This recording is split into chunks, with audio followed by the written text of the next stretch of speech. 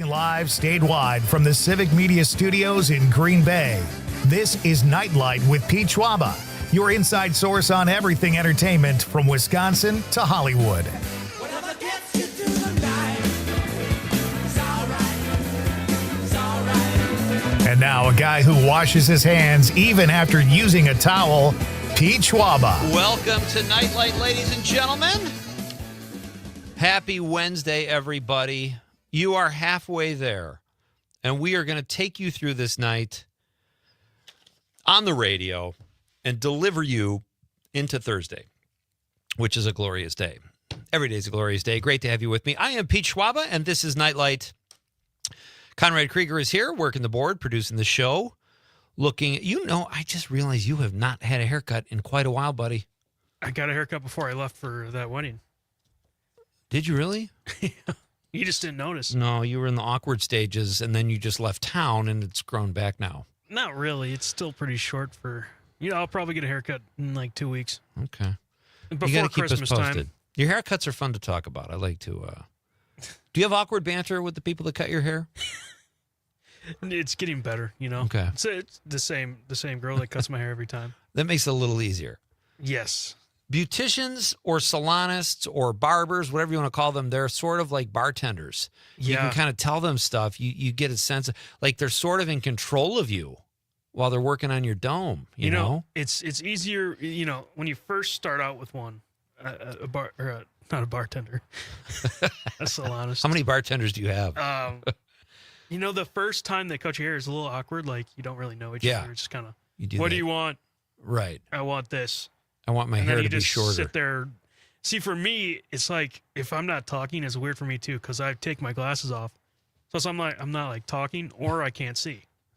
So you really can't see when you take your glasses off? Oh, no. Like, I have to put on my glasses to see how my hair looks after. So when she says, how does this look, you put the glasses back on Yes. first. Okay, Yep. Gotcha. And then most of them are like, how's it look? I'm like, reaching further. Right. Oh, you're really that blind?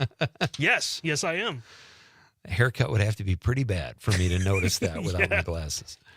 I've got a couple different girls. I have someone I used for my hair that is really good, but I'm kind of a last minute guy. She's so booked up I can never get in. And then I have this other girl who I've been going to. She's just starting out, so she's got more openings. So I'm trying to get like a balance going there. I went to this salon in Hartford when I lived in Kewaskum, which is like a 30-minute drive. Yeah. And that's where I'd go get my haircut. And since I moved to Green Bay, obviously, it's a little difficult to get to Hartford. Yeah. Miss that place, though. Best haircuts I've ever had. Well, they got to be better than what you're rocking now. No, I'm kidding, Conrad. You got a great... Wow. You got a great do there. I had someone at one of those chain hair cutting places, and Don't even... she would tell me about the fights she got into, physical fights at bars in local Marinette. And I was like, okay. I don't want to make her mad. Like, okay, I did stop going to her, though. I'm like, I'm uncomfortable hearing all you don't want this. to get in a fight with her, huh? I don't want to get in a fight with her. I don't want to be called as a witness. It was just a strange dynamic. And I had a friend once who the girl finished cutting his hair, and she looked at him, and she's like pushing it out of the way, and she's like inches from his face, and she goes, whew, and blows on his face to get the hair off of him.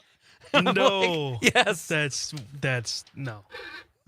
Gotta love a good haircut. Did I ever tell you the last time I went to a chain, I think it was the barber shop. That's what it's called? I got the worst haircut of my life. And it was so bad that I actually left a Yelp review. I said, it was summer, and I said, this haircut is so bad it makes me want to wear a winter hat in summer. Did you put a picture with it? Let's just say the lineup was not even, it on the sideburns. That's awful. The back of my hair, and like around the ears. It was so noticeable that my brother's like, dude, what's... It's weird. I always thought this would catch on, and it never did. One sideburn. Just one? Like just a different kind of a guy kind of... I always wanted to try to do that. Like, I wonder what people would say. You'd look like a mental patient, but... And then you'd have to explain to people, no, this is what I'm going for. It's a one-sided... But you have to be famous to do stuff like that. If you want to set a trend, you kind of have to be a big shot. So, like, the left side is like up to your Well, I'm the top of your right-handed. ear. I'm right-handed, so I would do one sideburn on that side and nothing on this side, and that's how I would roll. I think you should do this. I'm tempted. And you could do that in radio, except now we're like on TV too, so people can Yeah. see it and go, "What's this guy's deal, man?" And The maybe one we'll take sideburn. a window picture of your sideburns. One sideburn, yeah. I'm gonna noodle that. Look at this. See this, folks? This is not even written in my notes. This is spontaneous haircut discussion on Nite Lite. It's like an improv class. This is all you get. I don't even know what made me think of your hair, but It must be looking good for you to talk about looks it. pretty good. Yeah, it's a good looking haircut, even though it's a bit old. Hey, we have a fun show tonight, folks. We're gonna have man, this is exciting too. We're gonna talk about a folk festival at 5:30. In hour number 1, we are bringing out the big guns. It's the 2025 Holiday Folk Fair International. Paul Trebian will be here to discuss this. Paul is the CEO of the International Institute of Wisconsin. We're going to tell you what that operation does too, because that's pretty cool stuff, what they do. And this folk fair sounds amazing. It's down in West Allis, and it takes place this weekend. So we'll do that, and then we've got my pal Shali Pittman, who is the Civic Media News Director. This is going to be fun because Shali and I have this thing where I met her when I did my show in Madison a few weeks ago, and I said, "Man, your first name would sound great with my last name." I go, "You should go with Schwaba, Shali Schwaba. That's the alliteration, it crushes." And I would actually sound better as Pete Pittman because that's easier to say. Pete Schwaba, we've all had fun with my name, sounds like a dessert. Oh, I see you have fresh waba tonight. What flavor is it? Peach.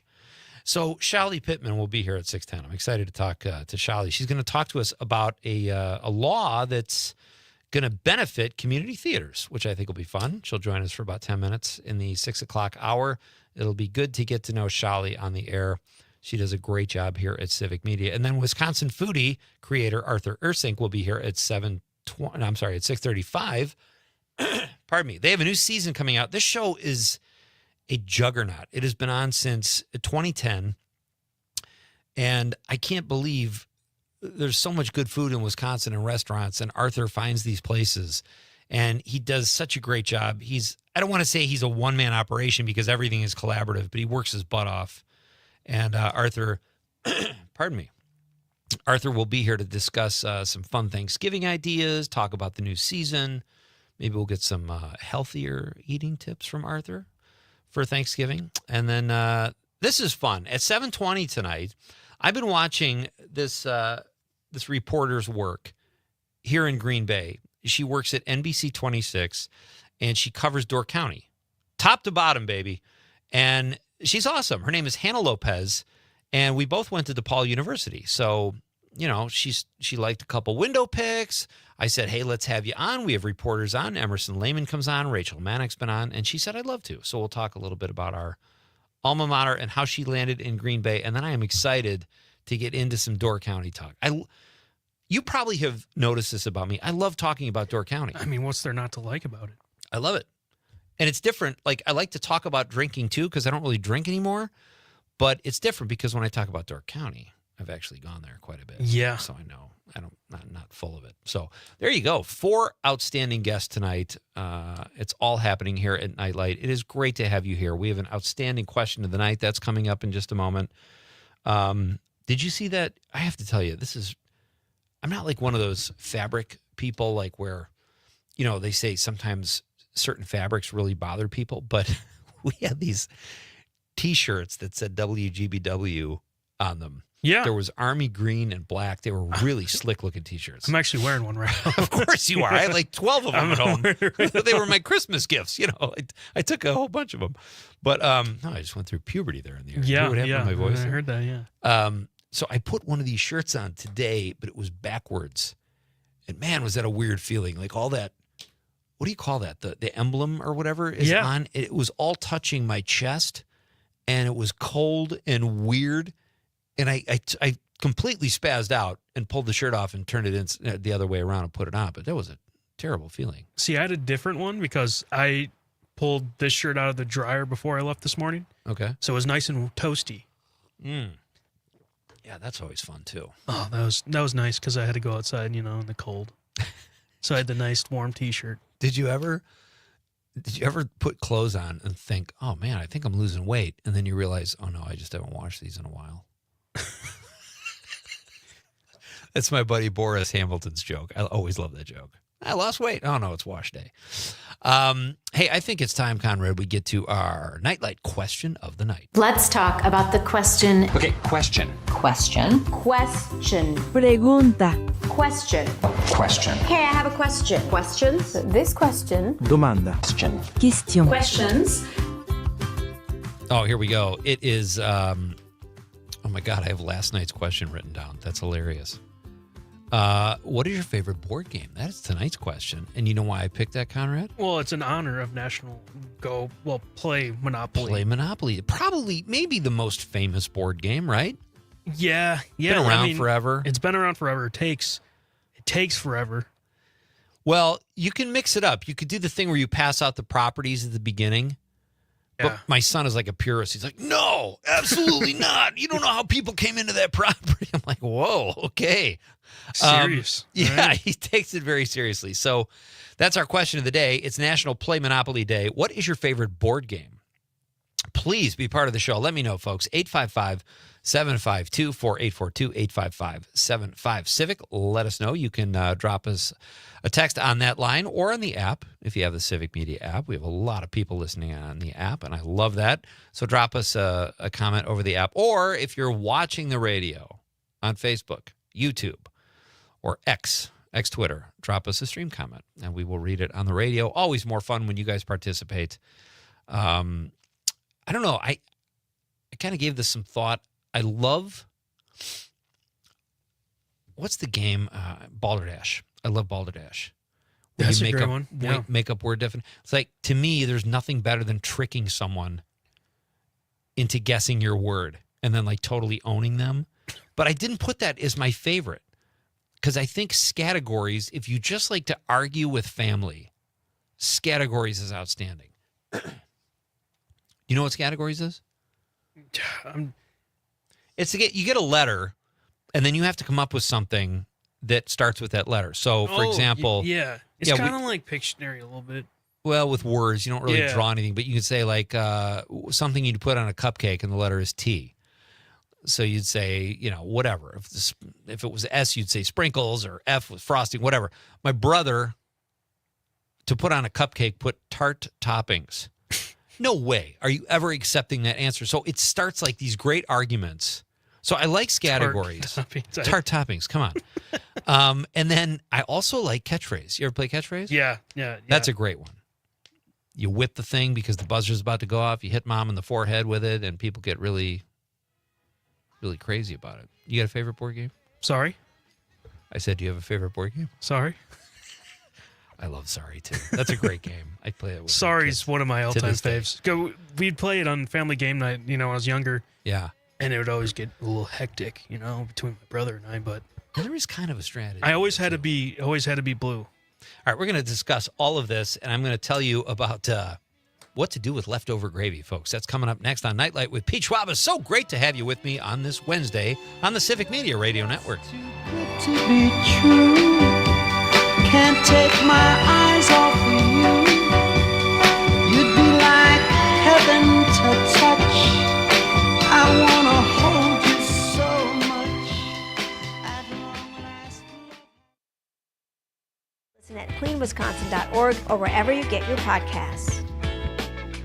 You want to feel important. You want to be a part of something bigger, something that matters and can help change things. You want to feel like you belong. We know. We felt that way too. And that's why we did something about it. We aren't just Army National Guard soldiers. We are normal people just like you. And together, we can make a difference. Take on your legacy. Visit NationalGuard.com to find out more.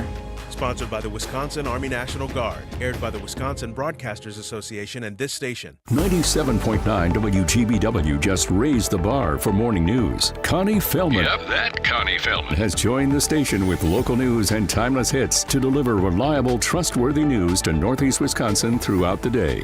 From the 97.9 WGBW newsroom, I'm Connie Fellman with this local news update. Start your day with Connie Fellman on news and Dan Marcus on all the rest of the stuff on the station station with local news and timeless hits. 97.9 WGBW.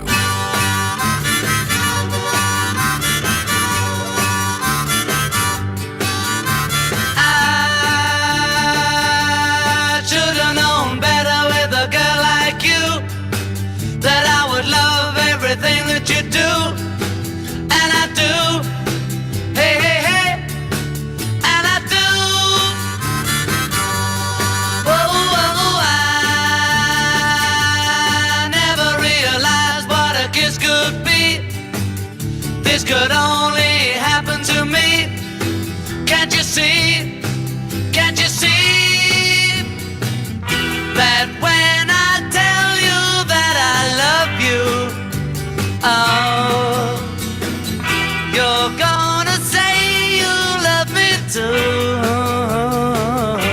Oh, and when I ask you to be mine, you're gonna say you love me too. So I should have realized.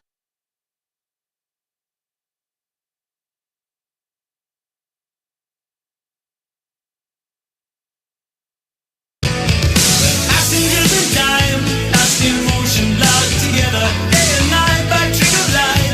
I must take another journey, must meet with other names. Welcome back. Well, if you're looking for fun things to do leading up to Christmas and other holidays, check out, if you're in the Madison area, December 4th, a screening of a film I made called The Godfather of Green Bay.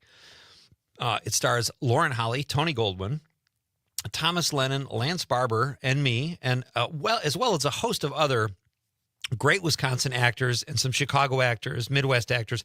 It's a really fun film. It's a comedy, sort of a feel-good story. And it's playing, we're screening it December 4th, thanks to our pals John and Gordy in the morning show at WMDX in Madison here on Civic Media. They will be the hosts. What's going on with my voice today? I don't know. You might need to take a chill. A quick cup of gravel or something.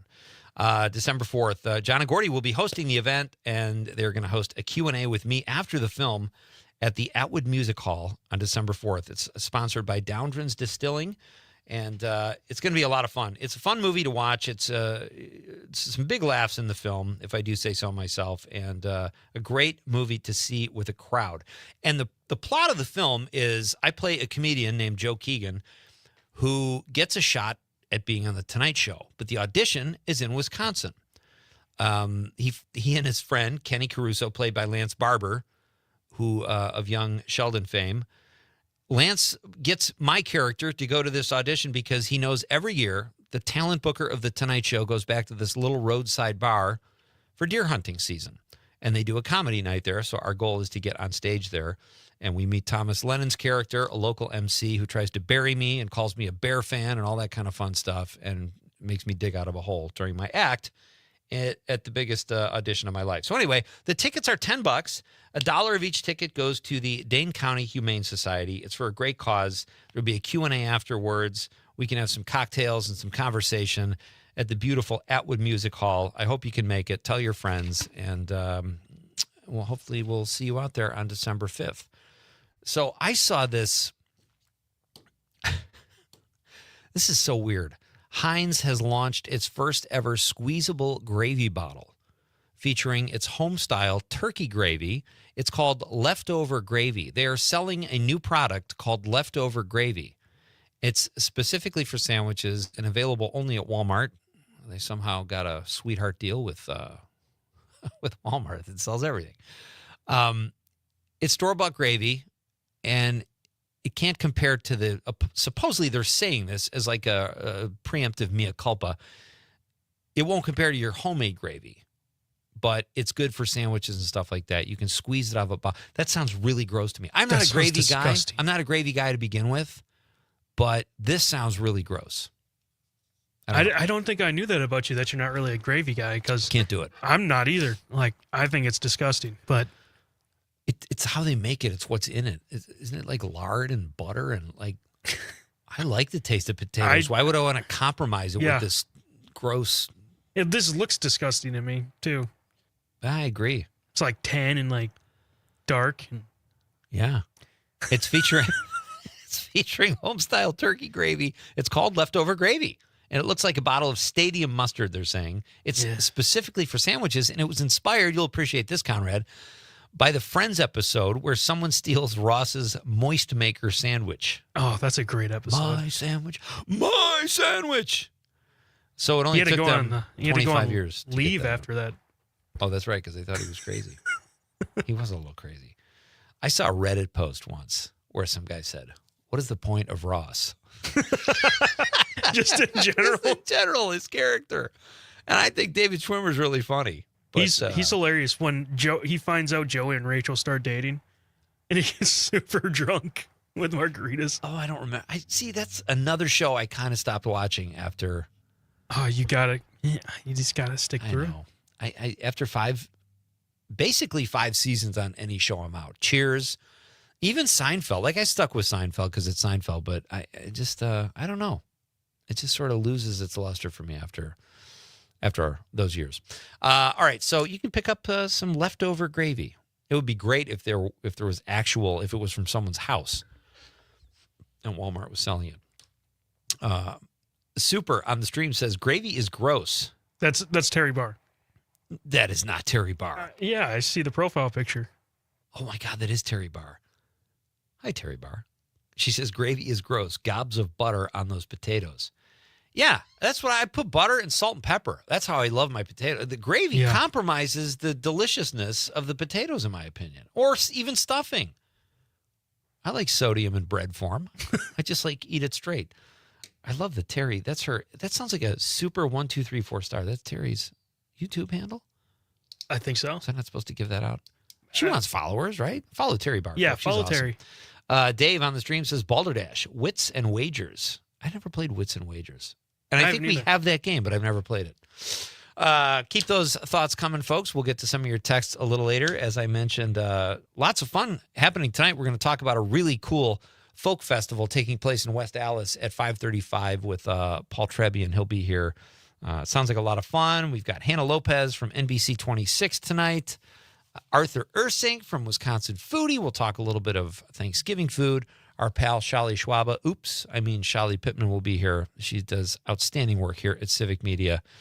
And what is there Packers news? More Packers news? We need an update from you, Con? I mean, we're facing the Vikings this week. Yeah. And but you know what I mean. I'm part of the team, right? Yeah, you can say we. I'm facing the Vikings this week. Well, now it's all about you. I was willing to give you a roster spot for conversation purposes. I didn't think you were going to take over. I think our defense can stop J.J. McCarthy because he doesn't look all that well. He put a couple good drives together, but I mean, I don't know. I think our defense can stop him. He is capable. I do think he's going to be a pretty decent quarterback. He is capable. Yeah. But so far, I don't know. Aaron Jones probably going to have a game just because it's his revenge game. Yeah. Again. Absolutely. Did we talk about Alice Glick passing away? No. All right, we'll do that after the news. Very, very wonderful Simpsons character. It's Pete Schwaba and Nite Lite. We're coming right back on the Civic Media Radio Network.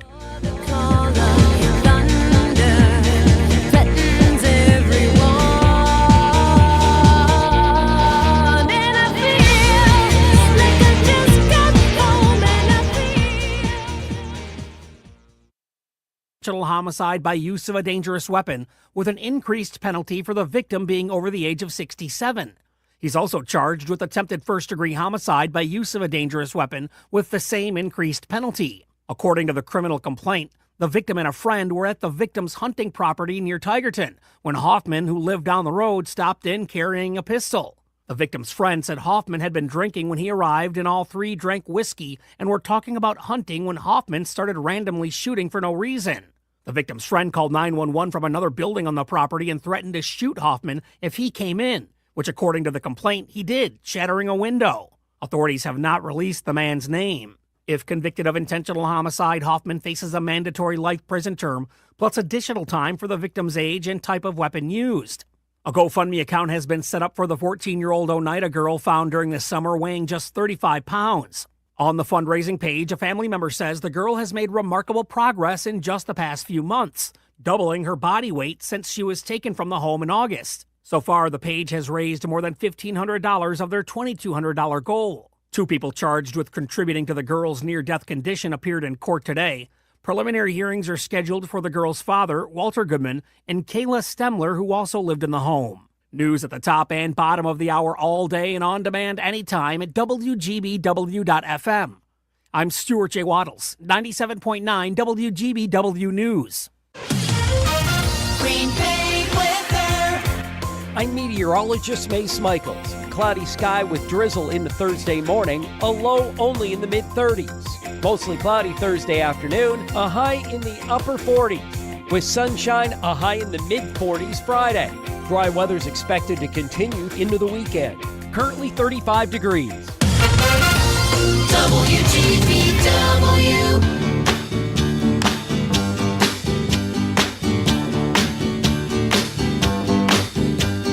Sugar, oh honey, honey, you are my candy girl, and you got me wanting you, honey, oh sugar, sugar, you are my candy girl, and you got me wanting you. I just can't believe the loveliness of loving you. I just can't believe it's true. I just can't believe the wonder of this feeling too. I just can't believe it's true. Ah, sugar. Oh, honey, honey. You are my candy girl, and you got me wanting you. Oh, honey, oh, sugar, sugar, you are my candy girl, and you got me wanting you. When I kissed you, girl, I knew how sweet a kiss could be. I know how sweet a kiss can be. Like the summer sunshine, pour your sweetness over me. Pour your sweetness over me. Oh, sugar, sugar on it, honey. Pour little sugar on it, baby. Life's so sweet. Yeah, yeah, yeah. Pour little sugar on it. Oh, yeah. Pour little sugar on it, honey. Pour little sugar on it, baby. I'm gonna make life so sweet. Yeah, pour little sugar on it, honey. Ah, sugar. Honey, honey. You are my candy girl, and you got me wanting you. Oh, honey, honey. Sugar, sugar, honey, sugar. You are my candy girl.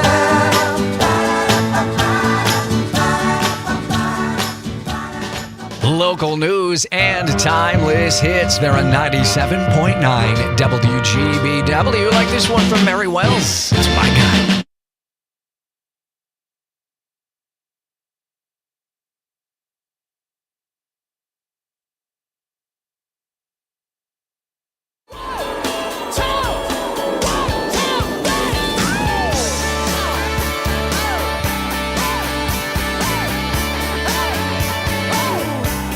Welcome back. Oh, it is a Wednesday night. I am Pete Schwaba. Conrad Krieger is working the board, and we are having some fun already. It's only hour one, Conrad. Have you adjusted completely to the extra hour, the early hour? I got some jet lag. Do you? Yeah. There are people in their cars right now listening to us. You didn't think there was before? No, I did, and I thought that's why we talked about that move over law last night. But I Yeah. think people, if they are in their cars, be careful. We got to bring it, though. And I think the way we do that is to talk about, well, at least to me, we talk about a really cool Holiday Folk Fair International. It's a 2025 version of the Holiday Folk Fair International. It's a really cool event happening this weekend in West Allis. And it is my pleasure to welcome to Nite Lite the CEO of the International Institute of Wisconsin, Mr. Paul Trebian. Hi, Paul. Hey, great to be here. Am I saying your last name correctly, sir?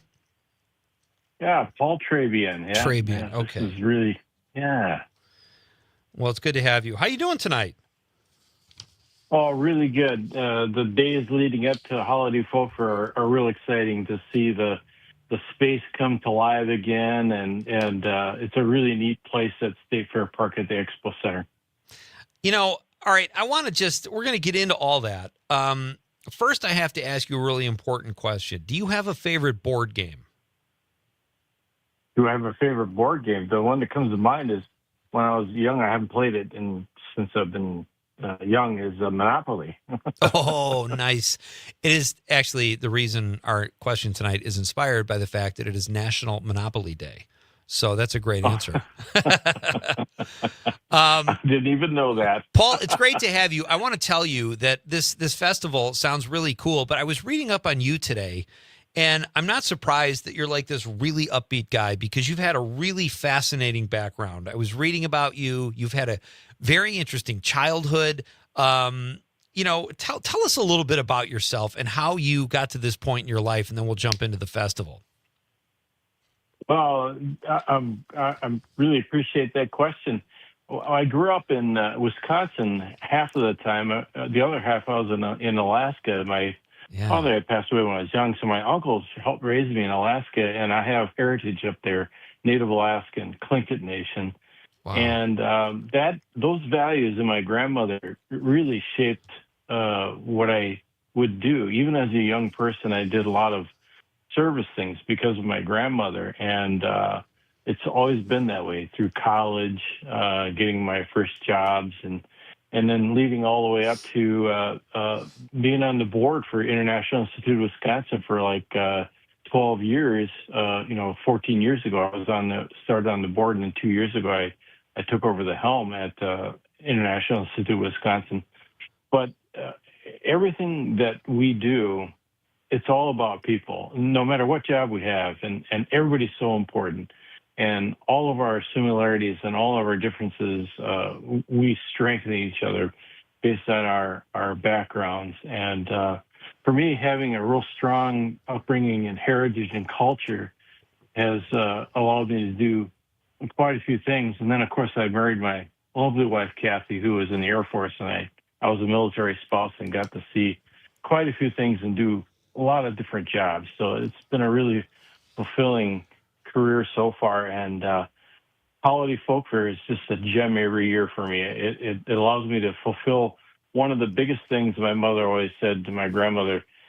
We need to tell everybody that we're still here, that the tribe is still here. And what better way to do that at Holiday Folk Fair, to say, here's our culture, here's our art, here's our food, and everybody else gets to do the same thing. It's just a wonderful, wonderful event that fits right into what I do for my life. Yeah, it's outstanding. It just sounds like just a huge bash.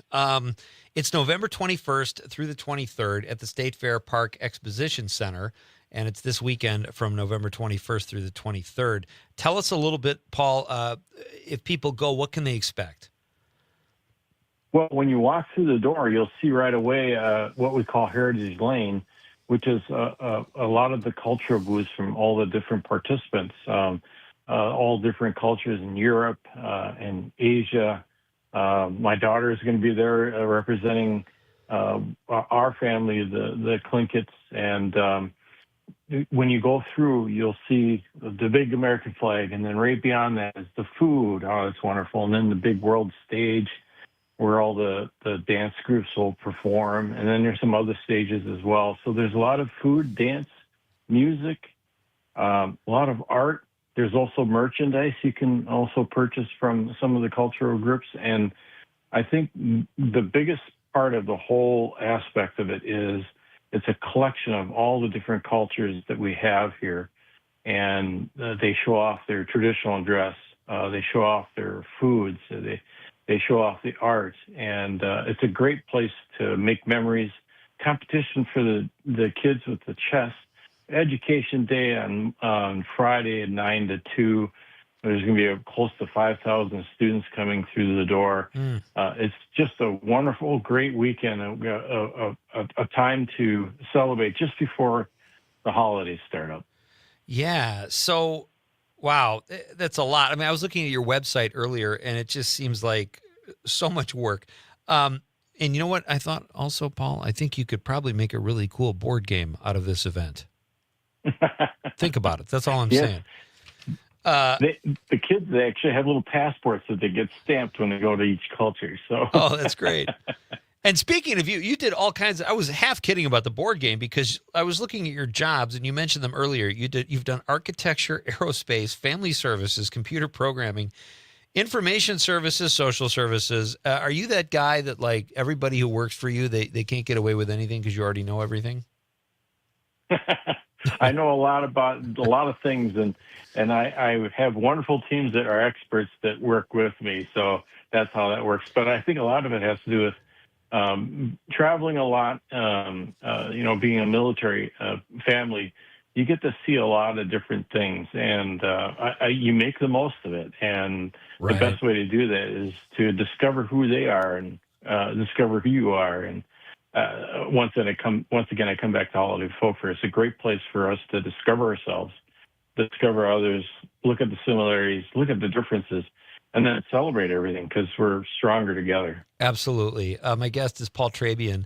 He is the CEO of the International Institute of Wisconsin. We're talking about the 2025 Holiday Folk Fair International in West Allis this weekend. What can, I was just looking at some of the stuff you guys offer. You have theater, stuff for kids, and this jumped out at me. People dance and sing together. That doesn't happen much anymore. When I was a kid, I remember my grandma playing the piano, and we would stand around and sing. My own family, very musical. We haven't done that in years. This sounds like a really fun opportunity, as you said, just to bring people together. And do people actually do that? They stand around and sing? They do. The cultural groups that come, many of the folks that come to see their culture, and they'll strike a song that they remember, and they'll sing along. I see that. But the dance groups, they perform those traditional songs and dances, and the ethnic groups and the ethnic foods, and all of that is brought to life. It's a way to discover more about yourself. And in fact, I think people come there and they start reconnecting to their past. And what I think is real important is that when you understand your past, your heritage, your culture, it helps you figure out where you're going. It helps you figure out the future. And essentially, we have to work with each other. So understanding each other, that's one of the big missions of International Institute of Wisconsin, is that we're here to educate people on culture and heritage and the mutual working together and the shared values. And we all have the grandma who made those special cookies or made that special bread. And we all have, like you said, we have memories of that we did have some song and dance in the past. And I love these culture groups. They keep it alive. And I think it's one of the things that this festival does. It allows them to reach out and touch people to get involved. And so I would encourage everybody to find out who they're part of and then try to connect again and make new memories. That's great. And that's so true what you said. Yeah, we all did have the grandma who made the special cookies. I had an uncle who made special brownies. You just had to make sure you didn't drive after you ate one of them. But I hear what you're saying. And so how can people get tickets, Paul, or where should they go for more information? Well, I would go to folkfair.org, and on that website, you'll see information, the address. There'll be a link for you to get advanced tickets. The prices will be explained there as well for all the different groups there. And I think that it's a great preview of what you might see there. And it'll help you to organize your mind as you go there. And, of course, if you go each day, you're not going to miss anything for sure. There's so much to see, so it's well worth dedicating a weekend towards. Yeah, I saw this. It's your 82nd year. Has it just grown like gangbusters every year? And how long have you been a part of that? Well, I've been part of it in the background for at least 14 years. 12 years I was in the background behind the scenes with the previous CEO. In the last couple of years, I've been leading the charge. But it's the International Institute of Wisconsin has been around for 100 years, and our roots are immigration and naturalization and translation and interpretation. And also the Holiday Folk Fair has been a big part of it, that 100 years for 82 of them. And it's backed by the community, and there's a huge commitment to make sure this happens every year. And I don't see it ending because it's so valuable to the community, because you get to see all the ethnic groups, you get to see the dance, you get to see all of the traditional dress. And then, of course, there's the food, the chef's corner, and the merchandise. And then, of course, the Wall of Honor, where we have people who have been serving for 50-plus years. They get on the Wall of Honor, and so you get to see who's on there this year, the new members. So That's great. You kind of just answered my next question. I was going to ask you to elaborate on what the International Institute of Wisconsin does, but you just sort of answered the question. It's great stuff, great work. I wish you luck with the festival this weekend.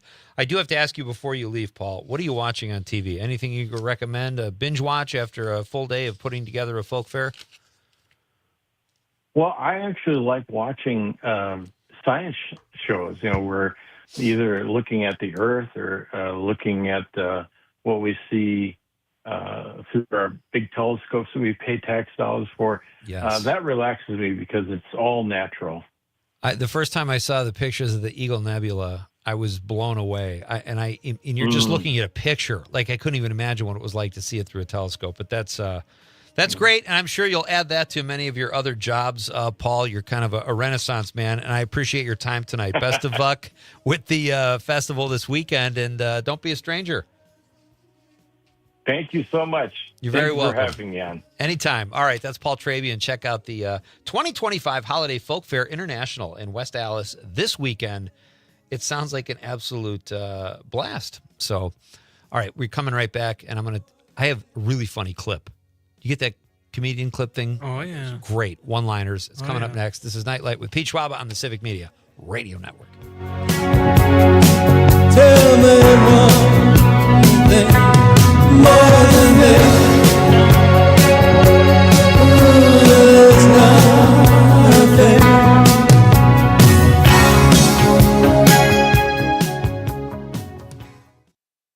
Much to me, ain't too proud of that, and you know it. Please don't leave me, girl. Ain't too proud to please, baby, baby. Please don't leave me, girl. Now I've heard a crying man is half a man with no sense of pride. But if I have to cry to keep you, I don't mind weeping if it'll keep you by my side. Ain't you proud of me, sweet darling? Please don't leave me, girl. Ain't you proud of me, baby, baby? Please don't leave me, girl.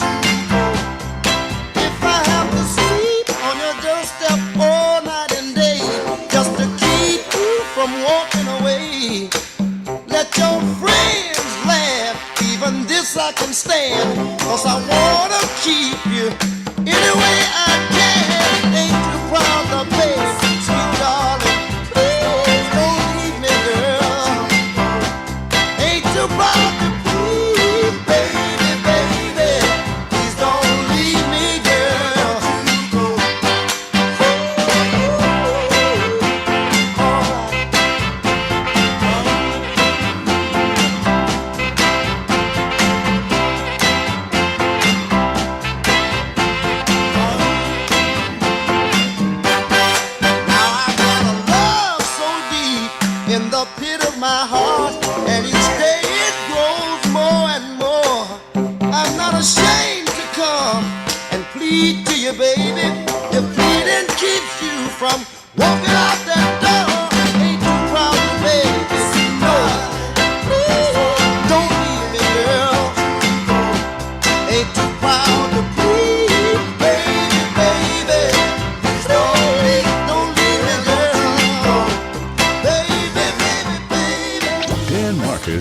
handles the music. Connie Fellman handles the news. Get your day started with the local news and timeless hits on 97.9 WGBW.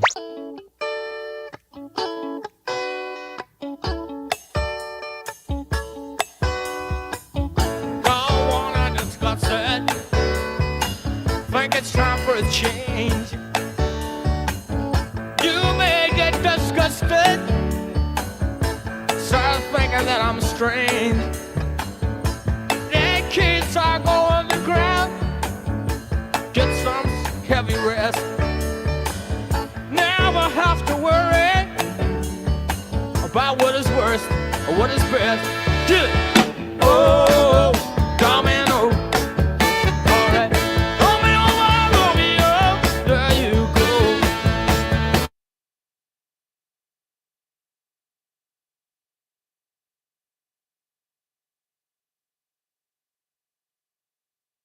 Heavy, can't hit the bass, boom, I'm ready. Life is sweet as honey. Yeah, this beach chain like money. This go all alone. I'm into that. I'm good to go. I'm down. Welcome back. You know I go. This is Nite Lite with Pete Schwaba. It is great to have you with me. It is a Wednesday night in the state of Wisconsin. A glorious night as we creep ever closer to one of my favorite holidays. It's in my top 10, Thanksgiving. You guys know Top I'm 10? big Arbor Day fan. After that, it's Thanksgiving, Christmas. Well, I know why it's Arbor Day now. Why? I didn't realize before last night. Did you cut that? It's Rob Thomas didn't remind me never to. I said Arbor Day really gets my motor running, or Yeah. something to that effect. Yeah, And it's a "Oh, sexy remind me." holiday. It's a sexy holiday. He goes, remind me never to hang out with you on Arbor Day. That's our Rob. All right. So our question of the night, folks, is what is your favorite board game? It is National Monopoly Day. Let us know. And for those of you in the car right now, if you're driving somewhere, what better way to help you arrive home safely than with a little comedy? Put a little smile on your face. I found this great clip. I don't know this comedian, but one of my favorite comics from like the 80s was Stephen Wright, who just would rattle off one-liners. And this guy, what is his name? Stuart Francis? Yeah, you got it. All right. Conrad was using the intercom that we just had installed, and it sounded like Charlie Brown's teacher was telling me the comedian name because I couldn't remember his name. But I found this clip earlier today. It's about a minute long. Let's play this, Con. I quit my job at the helium gas factory. I refuse to be spoken to in that tone. My therapist says I have a preoccupation with vengeance. We'll see about that. Is my wife dissatisfied with my body? A tiny part of me says yes. Just because I have arthritis doesn't mean I can't live a normal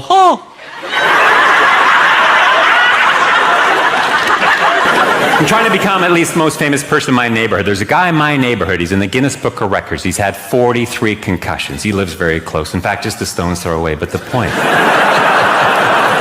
In university, I was going to join the debating team, but someone talked me out of it. No, I was horrible in school. I failed math so many times I can't even count. I was good at history. No. No, I wasn't. So long ago. I like what mechanics wear, overall. When I was a kid, my fairy godmother asked me if I wanted a long penis or a long memory. I forget my response. I'm surprised you can't say that word on it. It's a clinical word. If I were a doctor, I bet Kristen Lyerly has said that word before. Oh, but she's a doctor. Yeah, I mean, you're a doctor. I'm a doctor of love. All right, so that guy's funny. I'd never seen him before, but he has some great jokes there. Conrad, you also have this clip. Well, This has been burning a hole in your pocket. You're a big Kevin James fan. Well, I recently, have been rewatching King of Queens. Sure. Just a background show because it's just so easy you can go on any episode. It's just funny. Yeah. But this clip I have is just of the classic comedy duo that Kevin James and Jerry Stiller would have. Jerry Stiller's so great. So yeah, it's so good. Let's hear it. Listen, Carrie's not gonna make it home for dinner, so I'm gonna order us some pizza. From where? From Sal's. Sal's? Have you lost your mind? Okay, not Sal's. And from where? A little neighborhood joint called Domino's.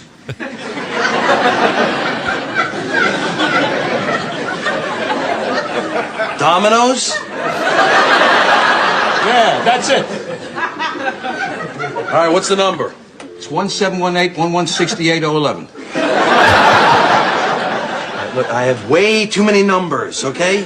I gave you the area code. We're in the area code. I don't need to dial it.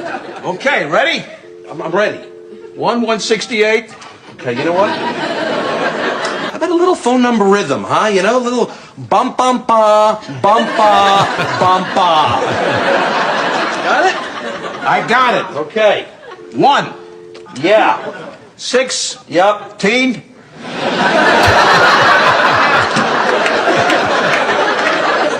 I already dialed the 6. I can't go back in time and slip a 1 in. Well, whose fault is that? I'll make it a sandwich. Why don't you order from McDonald's? Very funny. Jerry Stiller is a treasure. He's so good in that show. He's great. He's so funny on Seinfeld. They just said we want him too, and he's kind of the same guy, isn't he? Yeah, just kind of like that. But he plays that character so well. I love when he walks by George on Seinfeld and just slaps him in the forehead. Like, he just gives him a right cross right to the... Did you hear this? This is upsetting news from the world of showbiz, the business we call show. Alice Glick passed away. And she was, of course, most of you know her as the Springfield First Christian Church organist on The Simpsons. And she died, like, playing the organ. It was very animated death. Okay, there's a one-liner for you. Stuart Francis over there. Why do they have to kill all these? Like, they killed Mo the bartender off? Yeah. He's like one of my favorite characters. I think, they're getting ready to maybe cancel the show. After 37 seasons? I mean, the guy's made it this long. The guy, was it not Barney Dalrymple? They killed off him. They killed off Maude Flanders, an audience favorite. Maude was a sweetheart. They're not afraid to, it's like The Walking Dead. They're not afraid to whack people. The writers, they take great power. Well, all they have to do is just stop drawing. And the character's dead. Correct. I don't have a pencil. Well, sorry. Best of luck. R.I.P. I had all this stuff, too, I wanted to talk about with Thanksgiving. Stuff you shouldn't talk about. Maybe we'll say that for tomorrow. But yeah. We've got the news coming up, folks. And then when we come back, Shali Pittman will be here. Very excited to talk to Shali. She's the Civic Media News Director. She's going to tell us about some really cool new legislation that will help theater companies all around the state. That's coming up. Arthur Ursink from Wisconsin Foodie will be on the show at 6:35. And then Hannah Lopez from right here in Green Bay, NBC 26, Door County reporter, will be in studio. And we will talk to her about Door County and all kinds of fun stuff. It's a great night to be here, and it's great to have you. It's Pete Schwaba and Nite Lite on the Civic Media Radio Network. You try the best you can. Need to breathe in more of that secondhand smoke flying. I was tired of fighting fate. Time to douse those flames. I learned that first look fire is only Everyone, it's the time of the local news and timeless hits. WGBW, Denmark, Green Bay. ABC News, I'm Michelle Franzen. The bill to force the Justice Department to release the full Jeffrey Epstein files has been sent to the president for his signature. U.S. Attorney Pam Bondi says the DOJ has received new information in the case. ABC's Pierre Thomas says that could impact what gets unclassified. Are they actually going to release the overwhelming majority of these files within 30 days? She seemed to hedge a little bit to say they're waiting on the president to sign. We need to see what the president's actually going to do. Also, there's some questions regarding whether this new call for investigating Democrats that President Trump put forward, which the Justice Department acknowledging that they're doing, would that impact the ability to release certain files connected to that? Former FBI Director James Comey asking a judge to dismiss federal charges in the indictment brought by U.S. Attorney Lindsay Halligan. She testified today the full grand jury did not see the final indictment. And another round of heavy rain targeting the West Coast starting tonight. This is ABC News. You've seen videos of passengers behaving badly on planes, and with holiday travel ramping up to record numbers, Transportation Secretary Sean Duffy is out with a video of his own, asking travelers to be nicer. Ahead of this holiday travel season, Duffy says, let's bring civility and manners back. And he has some guiding questions for passengers. Ask yourself, are you helping a pregnant woman put her bag in the overhead bin? Are you dressing with respect? Are you keeping control of your children? Are you saying thank you to your flight attendants and your pilots? Because no one wants to kick off Thanksgiving by getting kicked off the plane. Clara McMichael, ABC News. AAA says nearly 82 million will travel this Thanksgiving holiday. Among them, 6 million will fly. The head of the Louvre Museum says 100 new surveillance cameras and anti-intrusion systems will soon be installed at the Parisian landmark, all after last month's crown jewels heist. Michelle Franzen, ABC News. Doctors Without Borders is delivering life-saving medical care where it's needed most in communities around the world. From bandaging war-wounded patients in Sudan to providing clean drinking water in Haiti, we're in more than 70 countries worldwide, bringing patients from sick to recovering, from emergency to aid, from crisis to care. This life-saving care is made possible by a global movement of supporters like you. Thank you.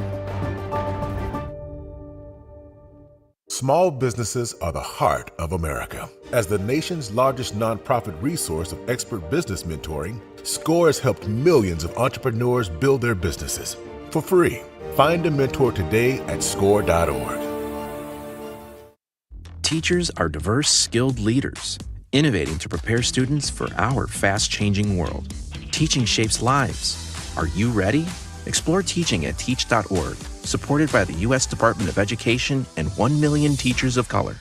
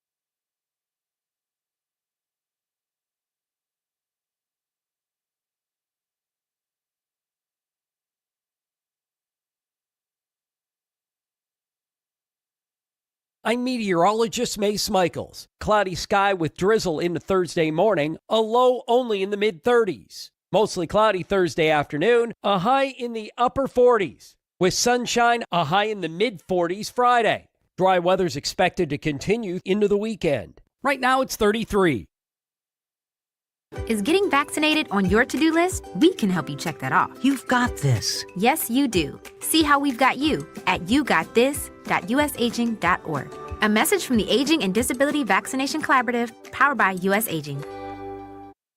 Reading aloud to children sharpens their listening skills, expands their vocabularies, and nurtures a lifelong love of reading. That's why Reading is Fundamental, the nation's leading children's literacy nonprofit, offers free monthly read-alouds by popular authors through its Rally to Read program. Visit rallytoread.org to watch the read-alouds and discover exciting reading activities for school and home. Visit rallytoread.org today.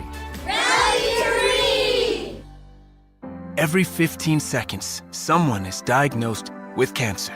If it's happened to you or someone you love, the American Cancer Society can help at every step of the journey. Visit cancer.org today.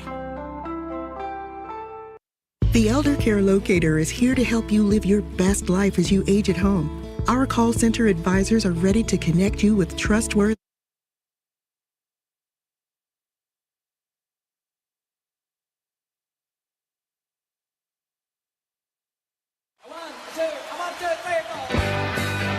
Broadcasting live from the Civic Media Studios in Green Bay, this is Nite Lite with Pete Schwaba, your inside source on everything entertainment from Wisconsin to Hollywood.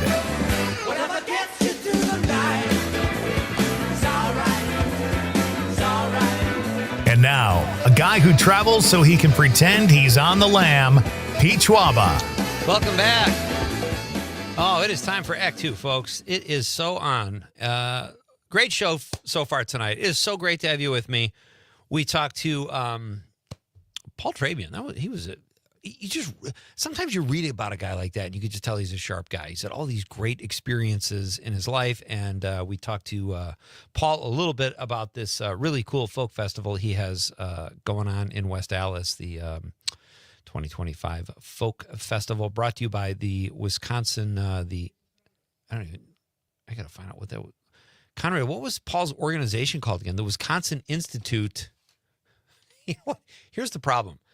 I ball up the paper and I try to make basketball shots into the waste paper basket, and I threw my information on Paul away, even though he was just here. He was just here, and he was great. So check out this really cool folk festival in West Allis this weekend, headed up by Paul Trabian and the Wisconsin Institute. There we go.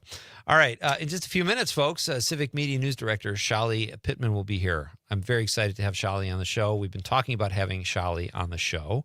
Not only does she have a cool name, she knows everything that's going on. We're going to talk to her about some really cool legislation coming up that is going to really benefit community theaters. And then at 6:35, Wisconsin Foodies, Arthur Ursink will be here. He is the creator of this Emmy-winning, long-running show that is it's on in many other markets too, not just Wisconsin.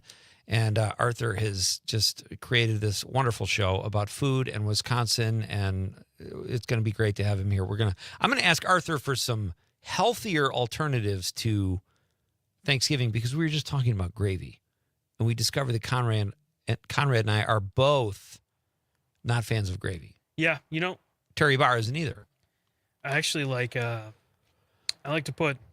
mix my potatoes with the Thanksgiving corn, Oh dear. Yeah. What do you mean, oh dear? You had me, then you lost me. Really? I know people that do that in my family with peas. And I'm like, can't you just eat? Okay, I can't do peas. Do we have to willy-nilly put all the food together? It's not a casserole. That's another thing actually I don't like. Casserole? Green bean casserole. Oh, on Thanksgiving with the French onions and the creamy mushroom grossness? Well, I guess I'm a green bean hater. Of all the hills to die on. Conrad's not going down without a fight. I can't stand green beans. Crazy. That's so funny. It is funny the things you glom onto that you don't like. And then at 7:20, folks, Hannah Lopez from NBC 26 here in Green Bay will be here in the studio. Very excited to meet Hannah. We've been swapping messages back and forth. We are both former DePaul University students, and she covers Door County here in Northeast Wisconsin for NBC 26. So we'll have a nice conversation with Hannah. And our question of the night, in honor of National Monopoly Day, is what is your favorite board game? I said I had a few. I said catchphrase, because that can get very animated when you play catchphrase. You're passing that thing around, waiting for the buzzer to go off, and somebody always whips it at somebody else. Or, you're in this heated battle, and it's like, oh, we already did that word, and you got to stop in the middle of the round and change the card. I love catchphrase. I also like balderdash as categories just because of the arguments it creates. Is there a game you don't like? You know what? If you're going to be a smartass, Conrad, you know where the door is. No, I was actually curious. Yeah, a lot of these new games are just kind of... There's this... I remember... My parents like to get different types of the same, so Monopoly had, different amounts. Yes. Yeah. There was one that had, it had a debit card on it, or a credit card, I think it was. So what do you mean? For real money? No, it was fake money, Monopoly money still, but you used a debit card, or not a credit card to store all your money on. The banker didn't have to go through the money. They went through they just had an ATM thing. See, that's too much. I think. I don't know. I think it's too much. All right. I'm also going to tell you about a really cool event in Madison, December 4th. that we're screening one of a film I made years ago. I'll tell you about that. But right now, without further ado, it is high time we have had this next guest on. We've been talking about it for months. I talked to her agent. She wanted airfare. I balked. I did give her a per diem. She agreed to be on the show over the stream. I don't even know how that works, but she's here right now. Civic Media News Director Shali Pittman. Hi, Shali. Well, I prefer to go by Shali Schwaba. I didn't really. And you prefer Pete Pittman. Pete Pittman, when I suggested that, I didn't really know you that well, and I was so glad you reacted the way you did, because it could have been borderline creepy for all I know, and you were very receptive and you laughed, and I appreciate it. Shali Schwaba sounds great, and Pete Pittman, very cool. Yeah, I know. We should have swapped names. The alliteration is too much. It's too much to pass up. And I have to tell you, you called me today. We've been playing phone tag. I answered a call right after I woke up from a nap. So I had like this bedhead. I looked like Yahoo Serious from the 80s. And I noticed it was a Google call.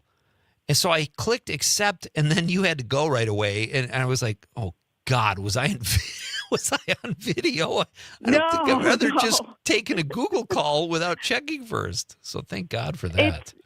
It's been one of those days where my hands are sort of operating independently of my brain.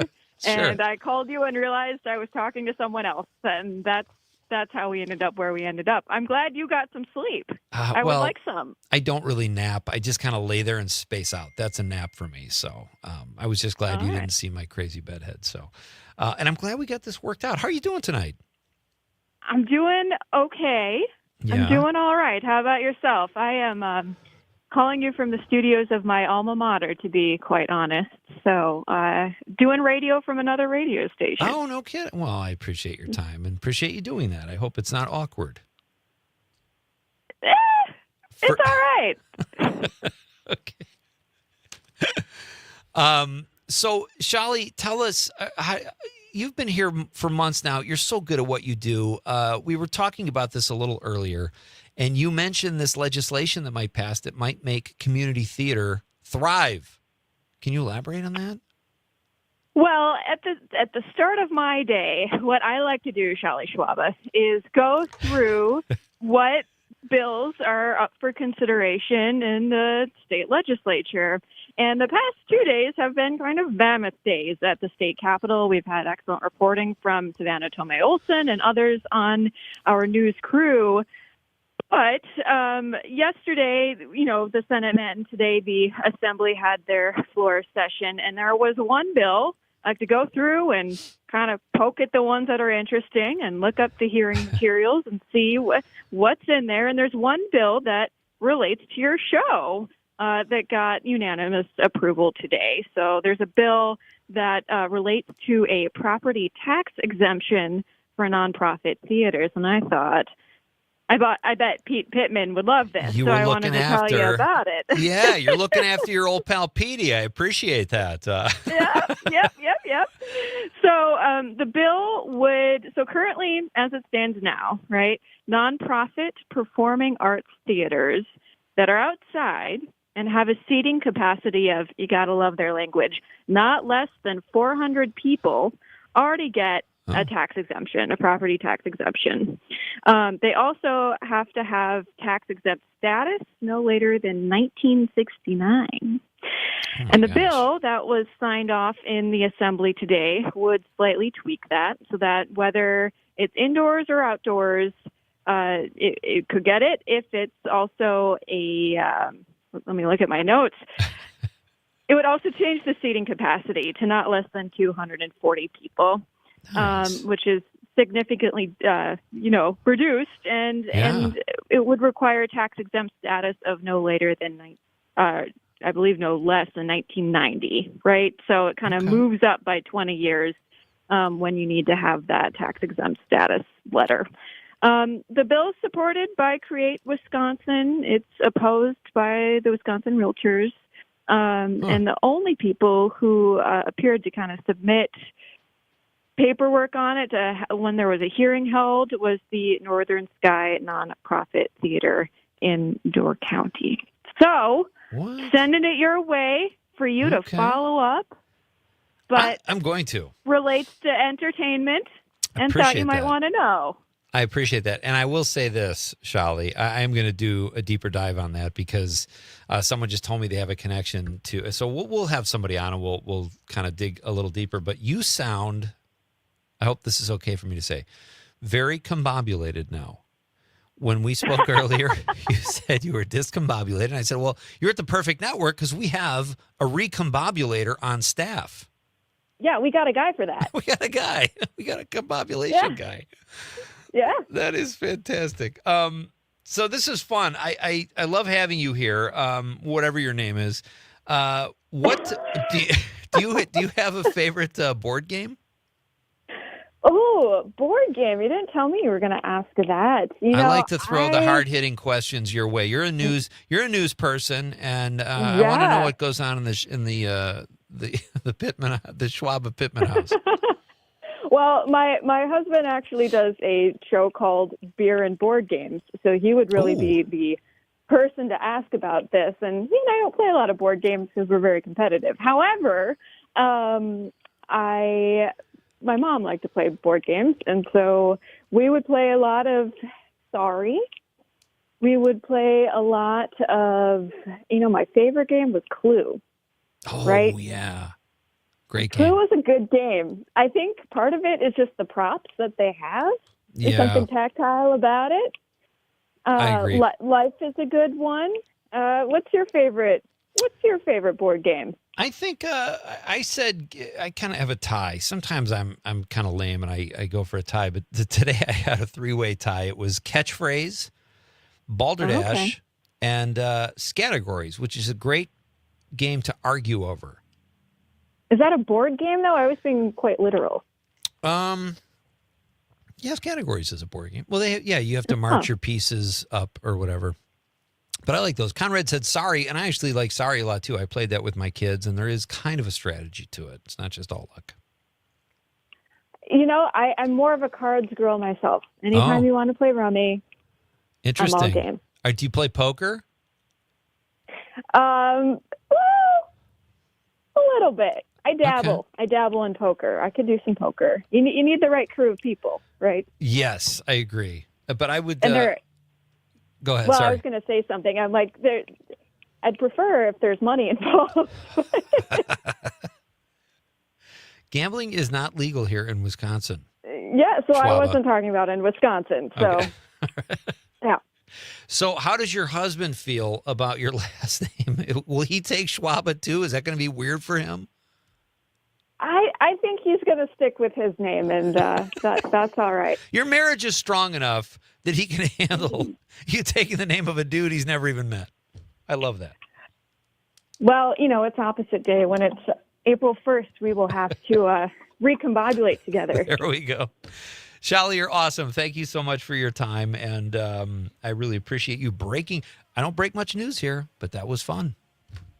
Well, we got a little bit, and I hope to hear more soon. Absolutely. Thank you very much, All Shali. right. Have a great night. Take care. You too. You too. Thanks so much. Bye. You're welcome. Shali Pittman does a great job here at Civic Media, and that was fun. I knew she was going to be a good guest. You're holding your fist up like you're going to a Notre Dame game. Does that mean I have to... Wrap it up. All right, we're coming back. When we come back, we're going to read some texts. Arthur Ursink in about 10 minutes. It's going to be fun. It's Pete Schwaba and Nite Lite on the Civic Media Radio Network.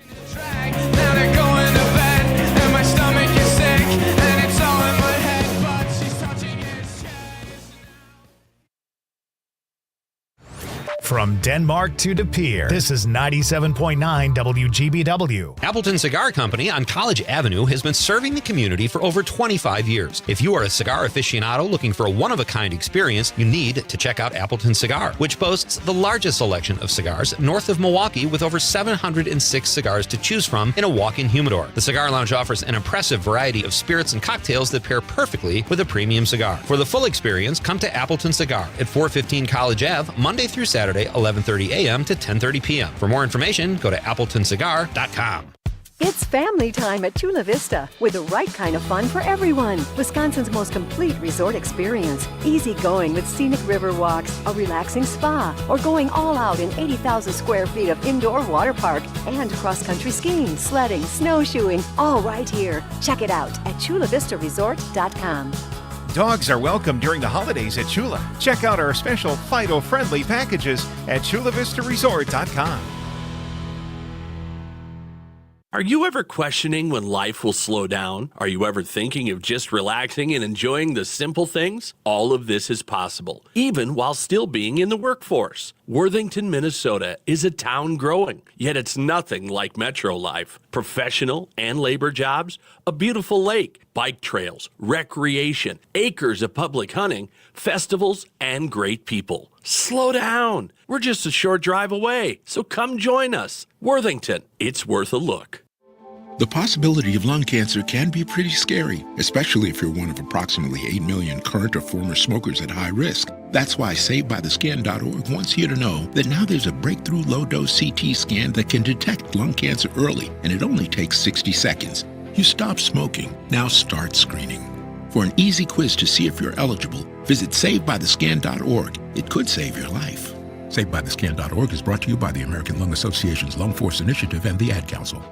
Being blind doesn't look how others may think. Retinitis pigmentosa aimed to overwhelm my family. It tried to cut me down. I know where to find support. Learn more at fightingblindness.org. A public service message.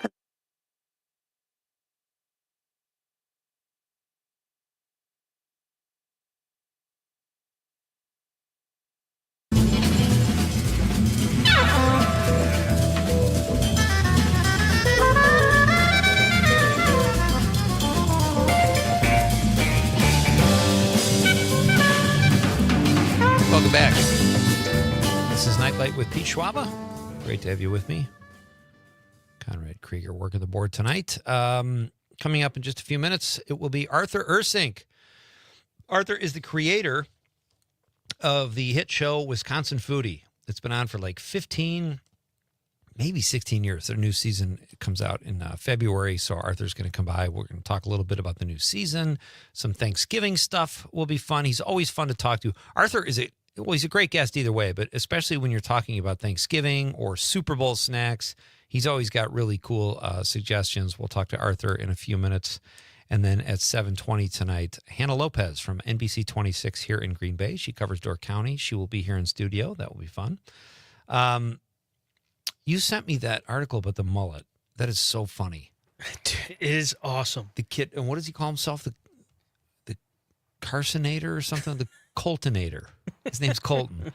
And it was the contest by 98Q Country? No, it was by... it was nationwide. Yes, it is called the USA Mullet Championship. Okay. And yeah, he was in he won the 2025 Kids Champion. And he's from Park Falls. Yeah. That's so we got to get him on the show.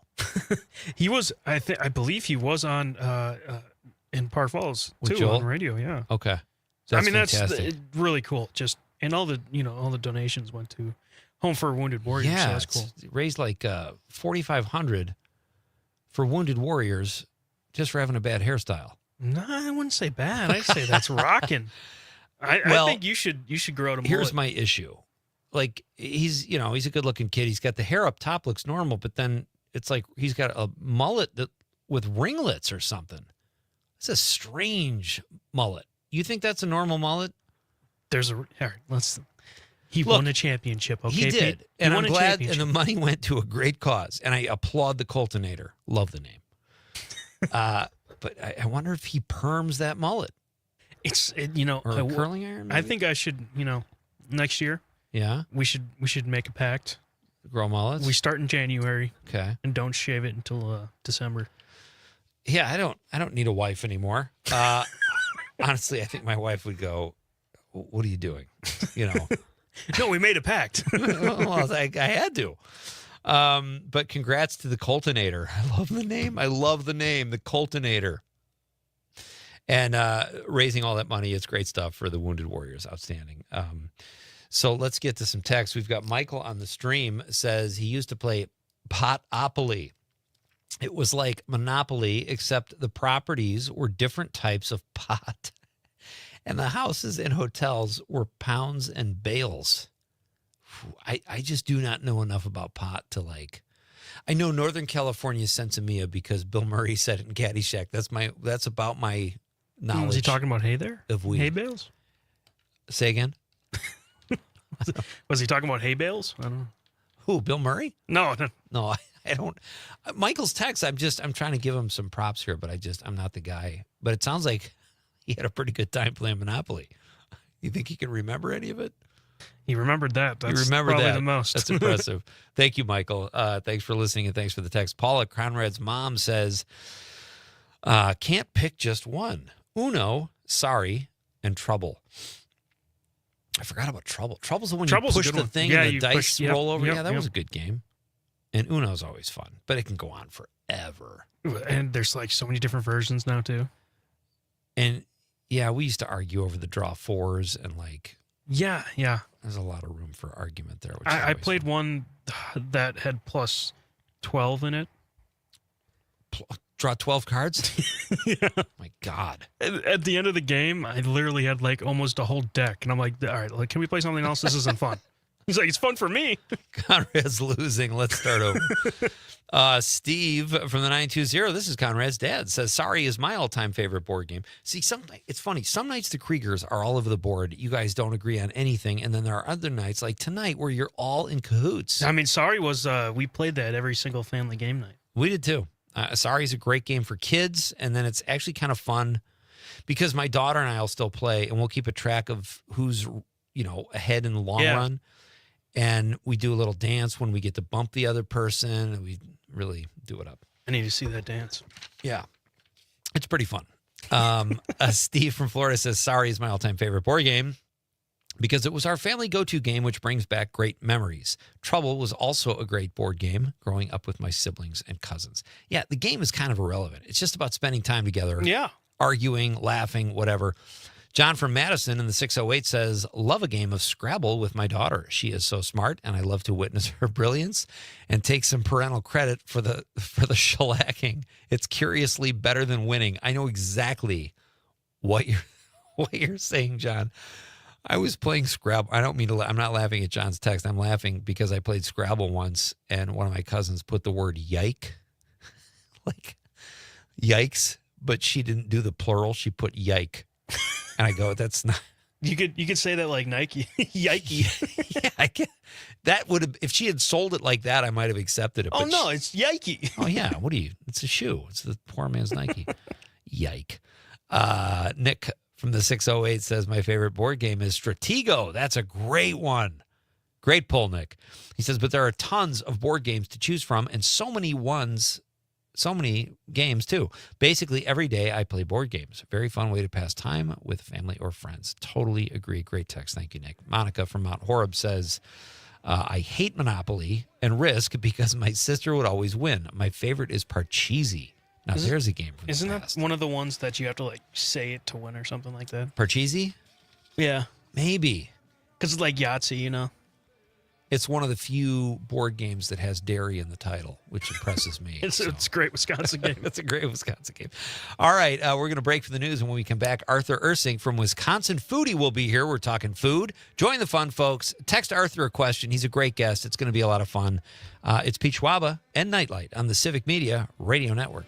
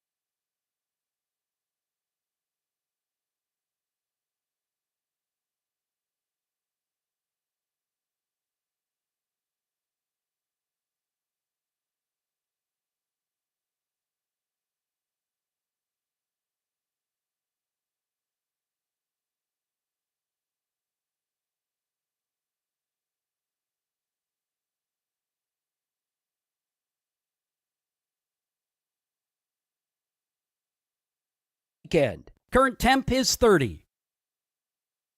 For 75 years, the Muscular Dystrophy Association's voices have thundered through the halls of Congress.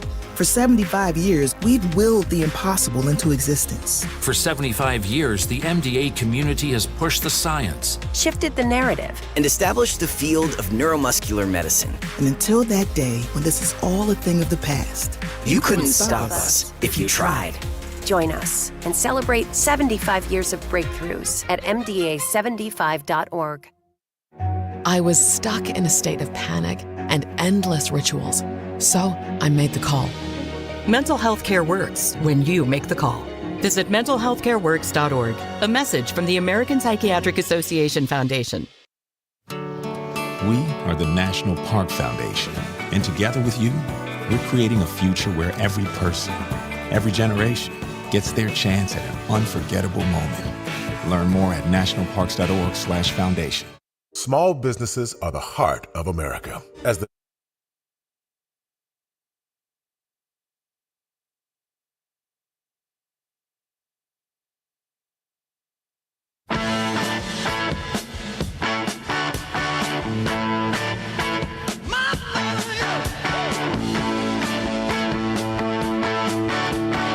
Welcome back.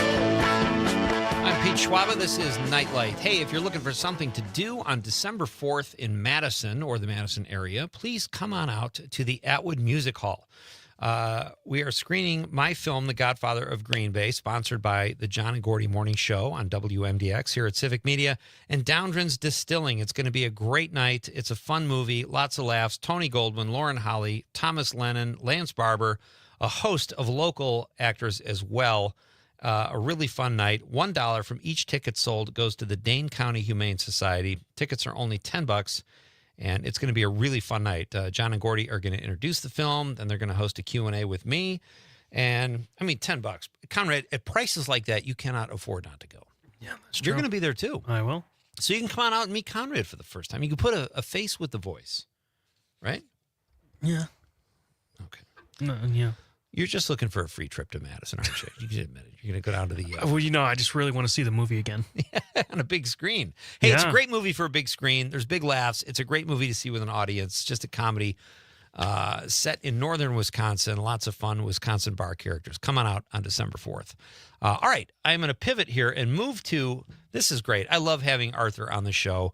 This guy is a TV legend. He has had his show, Wisconsin Foodie, that he created, has been on the air for like 16 years now. It's won Emmys, and he is a lot of fun to talk to here at Nite Lite. He joins us again over the stream, Mr. Arthur Ursink. Hey, buddy. Mr. Pete Schwaba, thanks again for having me on, brother.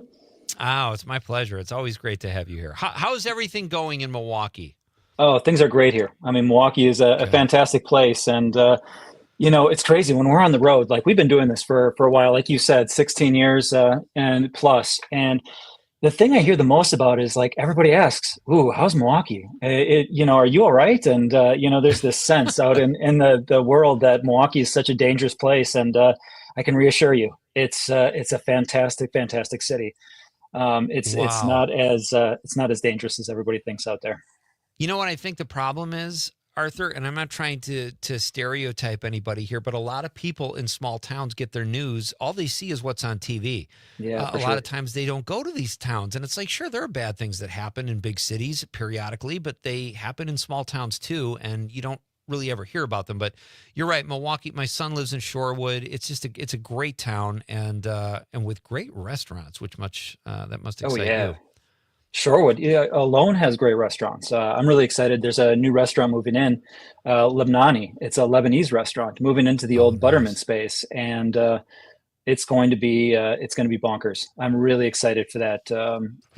There's one in I think it's Greenfield, and my son and I went out to taste test it, and it was like you had to roll us out of the place. We tried to see how much we could eat on the menu, and it was a lot. When they see you come in, now you don't host the show, you're the creator, so maybe you Right. can get by. They don't know Oh who you yeah, are. I'm but do you smooth. ever, I'm in the shadows. do you ever accidentally drop a business card for a free meal, or how does that work? Well, for the Shorewood thing, just because I'm also, an elected official here in Shorewood. So Oh. so I went in to visit Lebanoni. I knew they were coming to Shorewood, but I also, with the Wisconsin Foodie Connection, I just wanted to, introduce myself and just kind of say, we're here to support you. Anything I can do from a, Shorewood perspective, a Wisconsin foodie perspective, I really wanted to see that business work here in Shorewood. Nice. It's vital for them to succeed. So anything I can do with the limited amount of sway that I have, I'm willing to put that forward to help a business like that succeed in my community. You have such a great show. It's very unique. It's such a clever pitch. I'm not surprised people wanted to put it on the air, but talk about, like, you introduce us to great food, great restaurants, great parts of the state, but what does your show do for community? God, man, it's kind of like how we started this conversation about the, TV talking about the negative side of Milwaukee or cities. All we try to do is tell these positive stories out there, and there's so many. I think after year 5, people were asking, when are the stories going to dry up? And they're endless. The stories out there are endless, and the different people and the businesses that we uncover on the road are phenomenal. I mean, are so inspiring. I'm sitting here right now. We've got PBS deadlines coming up for the new season. This is going to be actually our 18th year. We started 2 years on commercial television, then we transferred to PBS, which has been our home for 16 years now, which is unbelievable. Pete, as an independent filmmaker and just kind of an independent guy working with PBS, it's a hustle, man. I have to pinch myself every day that this is the job that I get to do every day, is drive around our state and uncovering rocks and visiting bakeries and cheesemakers and developing these relationships and these stories with these folks. It's just I'm incredibly blessed and honored to do what I do. But right now we're in the midst of it. Another question people always ask are, especially right now, is, are you still going to be on PBS? What's going on with PBS? And and PBS, they're feeling it. But I think, the affiliates that we're connected to, Wisconsin Public Television, Milwaukee Public Television, most of these bigger PBS affiliates in the Midwest, they do feel the pinch, but there's so much support behind the scenes outside of it, especially after all of this happened, that they are continuing on. And they're really trying to figure out what that new sort of reality is. But I mean, in the long run, cutting the Corporation of Public Broadcasting, that was about 1% of the entire budget. So we're still alive, we're thriving, and we can't do enough to support the great station that is PBS. I could not have said that better. And I've had a blast working there since I really moved back to Wisconsin. I've been involved with PBS, and it's just a great operation. It's not like corporate cutthroat. There's just a great vibe with PBS, and your show could not have landed at a better spot. I want to talk to you about how you find these stories, but give people that might not know or haven't seen your show yet, Arthur, if there's anybody out there that hasn't, give us a little background on what you do and what the show is about.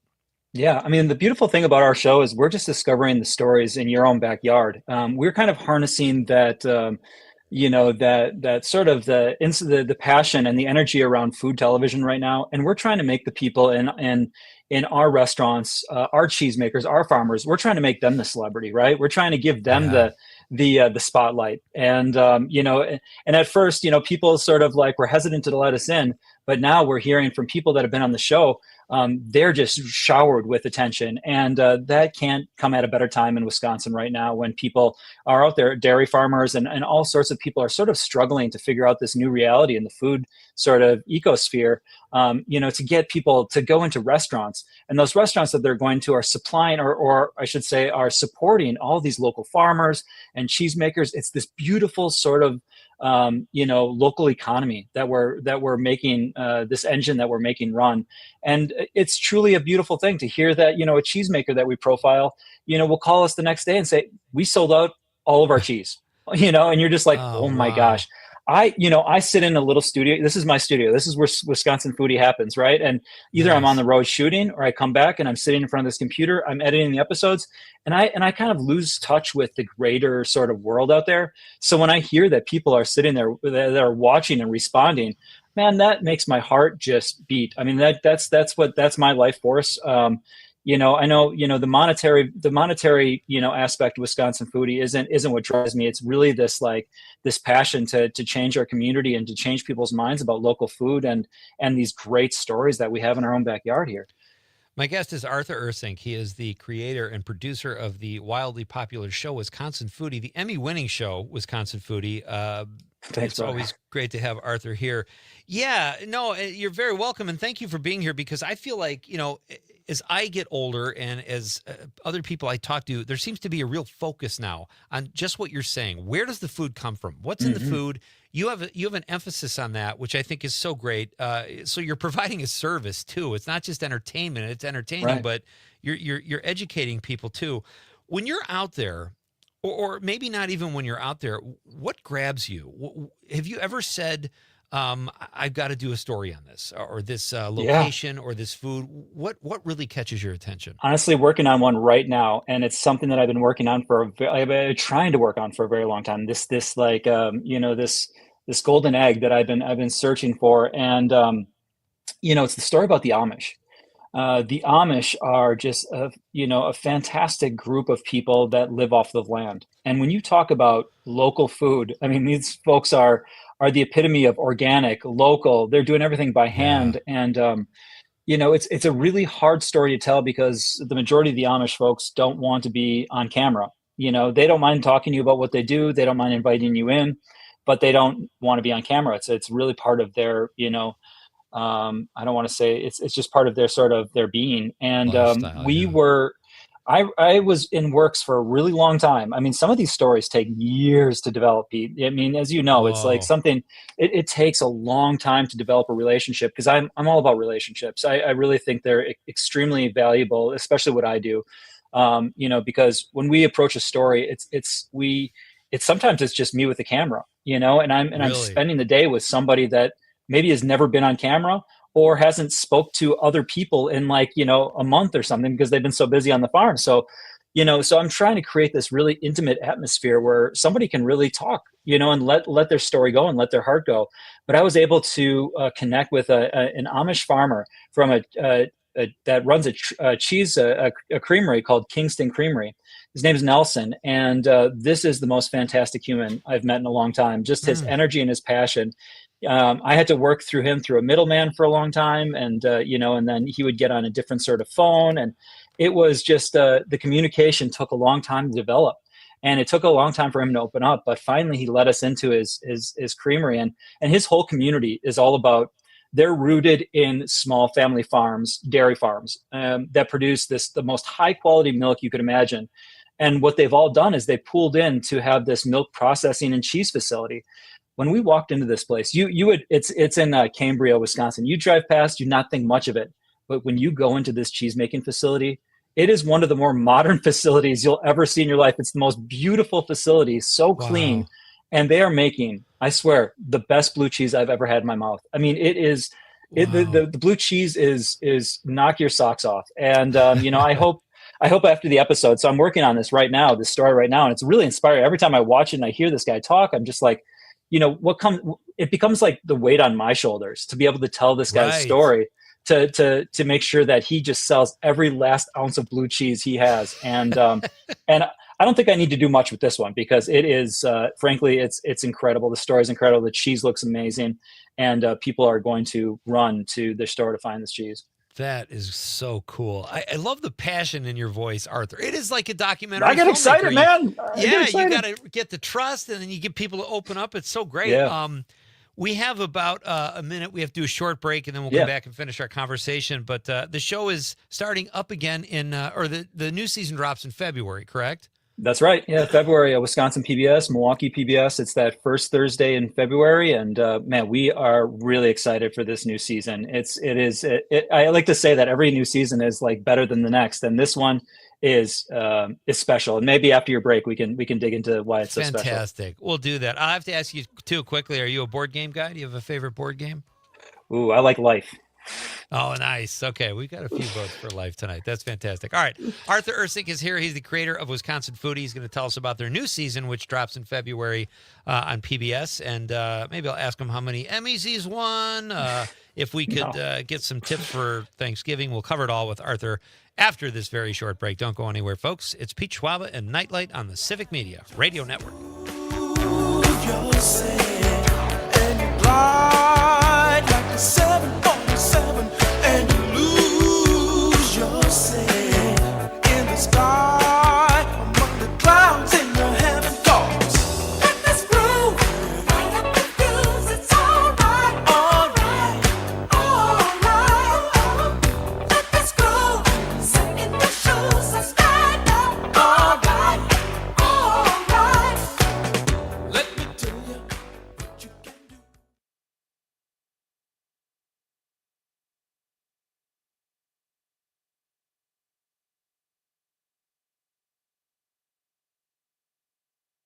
It's time for Eye on the Community on WGBW, sponsored by Insight Eye Care, serving the Fox Valley since 1972 with comprehensive eye care services. Find them on North Sawyer Street in Oshkosh and Chain Drive in Appleton. Their goal is to improve lives by improving sight with quality eye care for everyone in your family. Insight Eye Care. Visit WIinsight.com to schedule your eye exam today. Now, here's what's happening in our area. Get ready for a toe-tapping holiday spectacular as Daddy D Productions brings Haul Out the Holly to the Ashwaubenon PAC. Two great things go together in this high-energy musical and comedy review, Buddy Holly and Daddy D's Christmas Show, December 10th. And on the first 3 Fridays of December, savor samples from local wineries, breweries, and eateries during the Winter Wine and Beer Walks. Presented by Voss Electric. Discover local boutiques, indulge in seasonal treats, and experience the winter beauty of the Broadway District. This has been your Eye on the Community, brought to you by Insight Eye Care.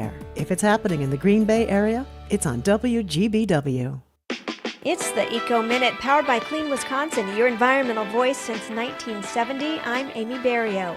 Clean Wisconsin is suing over new energy grid rules that allow power companies to fast-track gas-burning power plants. The group says the new process gives fossil fuels an unfair advantage over cheaper, cleaner wind and solar. Gas plants can now jump the line to be added to our energy grid ahead of other types of power generation. Wisconsin is already seeing a new 1.2 gigawatt gas plant in Kenosha County proposed under the new rules. The sun's going to be making a lot of ice in Milwaukee. Pettit Ice Arena is going solar with an enormous rooftop array that will offset 20% of the arena's energy use. With nearly 97,000 square feet of ice, Pettit Ice Arena is one of the largest indoor skating facilities in the country. Right now on the Defender podcast, new power plants are in the works to serve data centers in Wisconsin. Will you be paying part of the bill? Listen at cleanwisconsin.org or wherever you get your podcasts.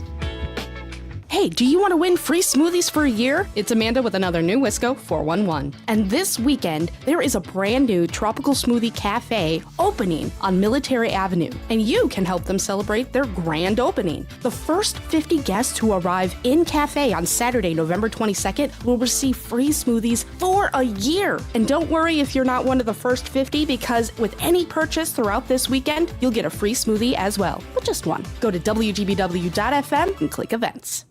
In sitcoms, when someone has a problem, they just blurt it out and move on. Well, I lost my job and my parakeet is missing. How was your day? But the real world is different. Managing life's challenges can be overwhelming. So, what do? We get support. The Huntsman Mental Health Institute and the Ad Council have mental health resources available for you at loveyourmindtoday.org. That's loveyourmindtoday.org. See how much further you can go when you take care of your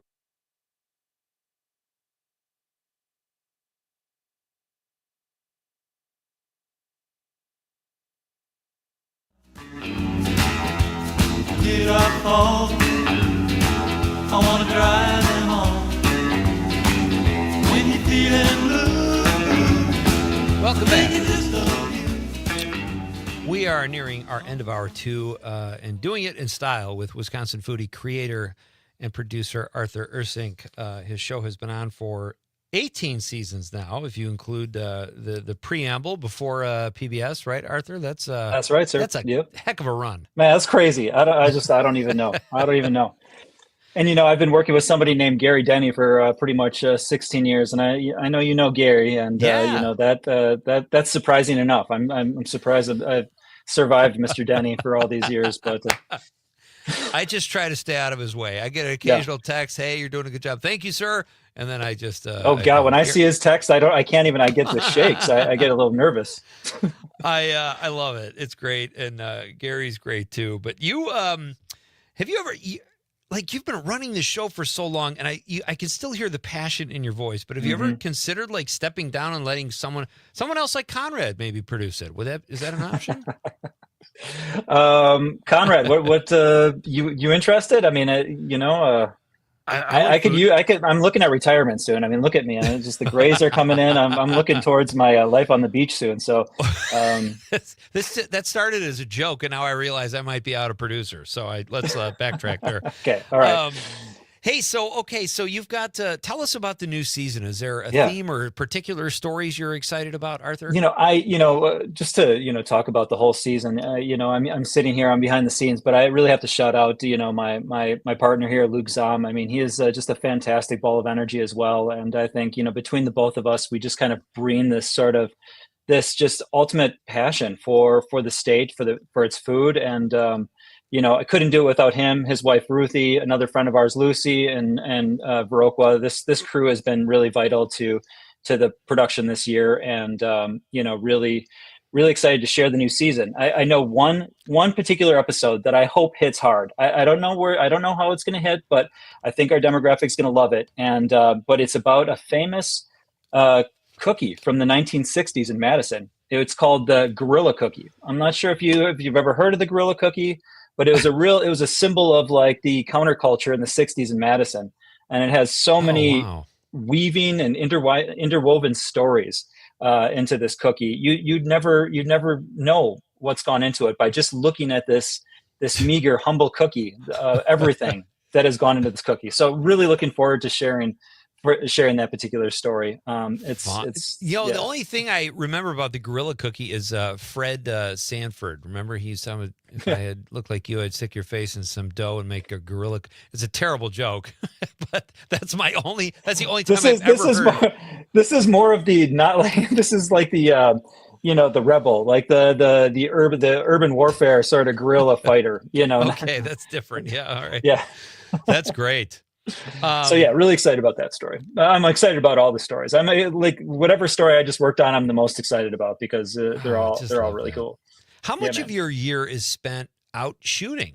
Yeah, so one thing we've done a lot, we've really focused on recently is sort of our YouTube channel. Our YouTube channel has really started to take off. It's broadened our reach. So a lot of people around the country and even overseas can watch our episodes, and we find that they do. And it's pretty incredible how people are gravitate towards the show on YouTube. So, and you know how it is to feed that beast, you got to constantly be putting out content. So essentially I kind of take September to January off, and that's when I kind of sit down to edit the whole show. And then I take about a month break, and then February, March, we start to get into it all the way through the summer. And we'll just be, at least, since Luke is basically off from the cafe from Mondays and Tuesdays, we typically travel Mondays, maybe Sundays, Sunday, Monday, Tuesdays, and we're on the road and try to create content as often as possible. Do you have a favorite part of the state, Arthur? I see your shirt, the Driftless Cafe. Yeah. I know that's Luke's. Yeah. I mean, the Driftless area is, I don't want to call it underrated. I feel like so many people are kind of starting to become hip to it, but it is a really special place. I mean, every time I go there, my heart is just like, my heart beats a little faster, and I just fall in love with the area and the people, and it's just gorgeous out there. It lets me breathe a little bit. I mean, coming from the city and the fast pace of everything that we deal with here, and then going to a place like that just has the rolling hills and and then just the slower pace of life. It's really therapeutic, to be honest with you. But I can't say there's a favorite part. I love so many parts of Wisconsin for so many different reasons, and we're blessed to be in this state. It's we've got so much diversity in Wisconsin, right? Between all the way north, the Door County to Green Bay to to the Driftless. A good question for you is, we don't do a lot in Green Bay. What do you have some recommendations for us to come check out next time we're in the area to see if we can create a Wisconsin foodie story in Green Bay? boy, that's a great question, Colin. I'm not going to put you on the spot right now, but you should email me. That. Because if you email me, we're going to get you on. We're going to get you as a guest on the show, and you can come and eat with Luke somewhere. All right. I got to repay. I got to repay it. I would love to do that. So yeah, we'll put some places together and share them with you because there are some really fun, cool. You can't places. go wrong with downtown. Right. Yeah. All right, Conrad. I want your feedback too. So both of you guys huddle up and figure it out, and we'll get you on. We'll get you on next time Luke's in the area. We'll go out and get some food. Arthur's going to pilfer Conrad for me when he comes up here to Green Bay. So all right, can you stick around through the news because I want to ask you about the farmers market, the winter farmers market, which I think is a phenomenal idea in Shorewood. So we'll just keep you for a couple more minutes, Arthur. Yeah, I know you're probably in the throes of what you're doing there, but we've got a couple comments for you. Luke Zom on the stream says, great shirt.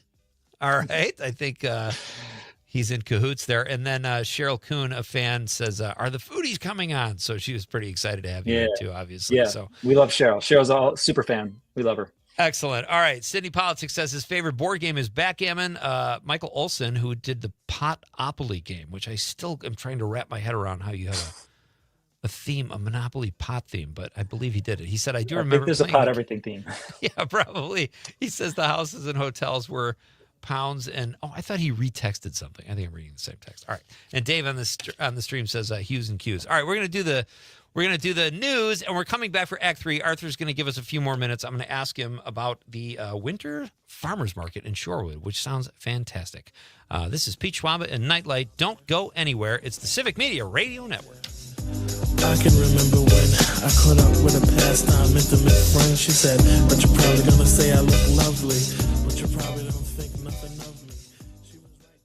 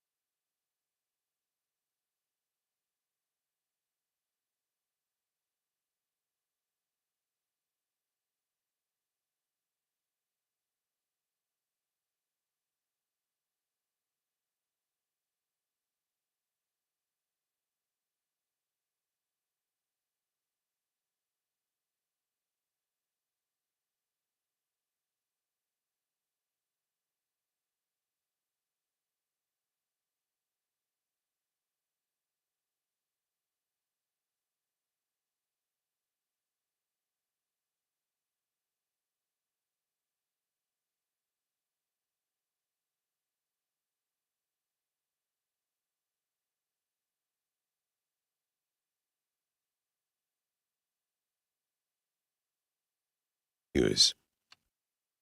Not completing high school is more of a social thing than it was an academic thing. Even though all these years have passed, I still had that longing to have my diploma. At age 30, Carissa finished her high school diploma. If you're even considering getting your high school diploma, you can do it. No one gets a diploma alone. If you're thinking of finishing your high school diploma, you have help. Find free adult education classes near you at finishyourdiploma.org. That's finishyourdiploma.org. Brought to you by the Dollar General Literacy Foundation and the Ad Council. Teachers are diverse, skilled leaders, innovating to prepare students for our fast-changing world. Teaching shapes lives. Are you ready? Explore teaching at teach.org, supported by the U.S. Department of Education and 1 million teachers of color. Is getting vaccinated on your to-do list? We can help you check that off. You've got this. Yes, you do. See how we've got you at yougotthis.usaging.org. A message from the Aging and Disability Vaccination Collaborative, powered by US Aging.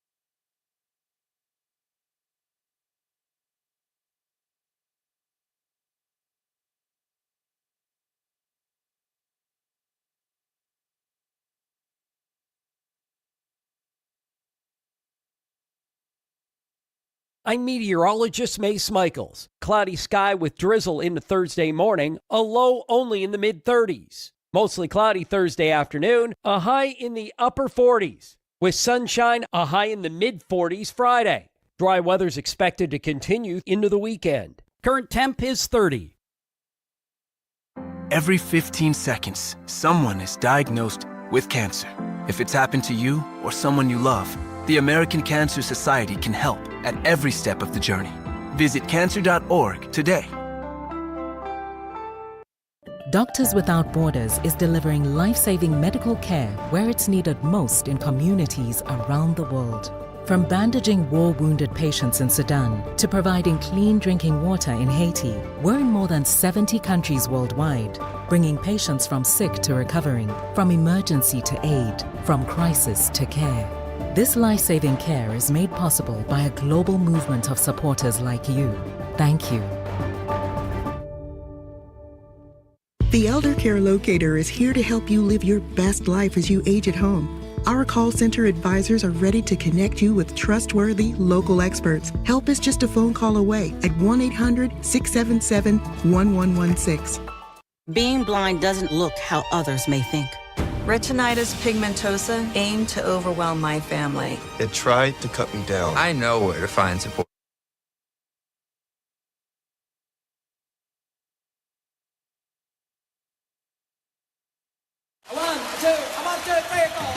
Broadcasting live statewide from the Civic Media Studios in Green Bay. This is Nite Lite with Pete Schwaba, your inside source on everything entertainment from Wisconsin to Hollywood.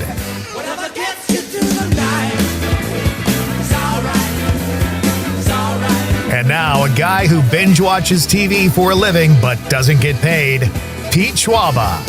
Welcome, ladies and gentlemen. Welcome back to Nite Lite. It's Act 3. We are in the home stretch, hoping to ease your woes into Thursday's just a better feel, Conrad. It's a better day than Wednesday. Wednesday doesn't stand a chance. You know, it's not Christmas Eve. You know, it's not, and they both kick Tuesday's ass. So, it is good to have you with me here. We've had a really fun show. Paul Trabian was here to talk about the folk festival happening in West Allis this weekend. We had a great talk with Paul.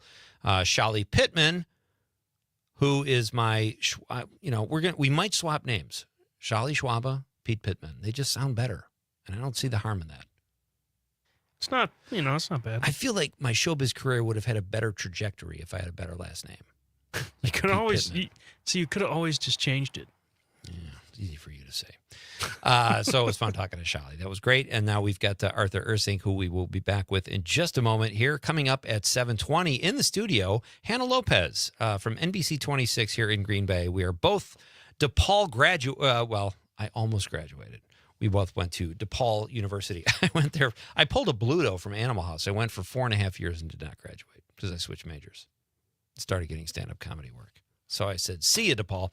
But she is an actual graduate. She will be here in the studio, and we will talk to her about the area she covers, which is Door County, a great part of our state, and all kinds of fun stuff. If you want to get in on the question of the night, be part of the show. It is in honor of National Monopoly Day. What is your favorite board game? That is tonight's question. You can let us know at 855-752-4842, 855-75-CIVIC. I love when people on the stream, like Dave, one of our regular awesome texters on the stream, says to other texters, he's telling Sid, backgammon isn't a board game. It's played in a moat. What is the crazy dice for? Because Sid said his favorite board game was backgammon. It's funny. They're friends. They're stream friends, but they're arguing. Just like any good friends. Yeah. Just like any good friend. Conrad, you're so funny because you nodded. I almost said, dude, it's radio. You have to say something back to me. Conrad, he's just nodding on the other side of the glass. All right, we are going to get back to our guest, Arthur Ursink, who has agreed to stick around through the news and our quick reset there. It is always fun to have Arthur here. He is the creator and producer of Wisconsin Foodie until Conrad takes over. And he is looking for suggestions in the Green Bay area, folks. If you want to share them on our Facebook page, we will relay those to Arthur. But they are dropping. Wisconsin Foodie is coming back in February, and 18th season, Arthur. Again, congratulations. What a success.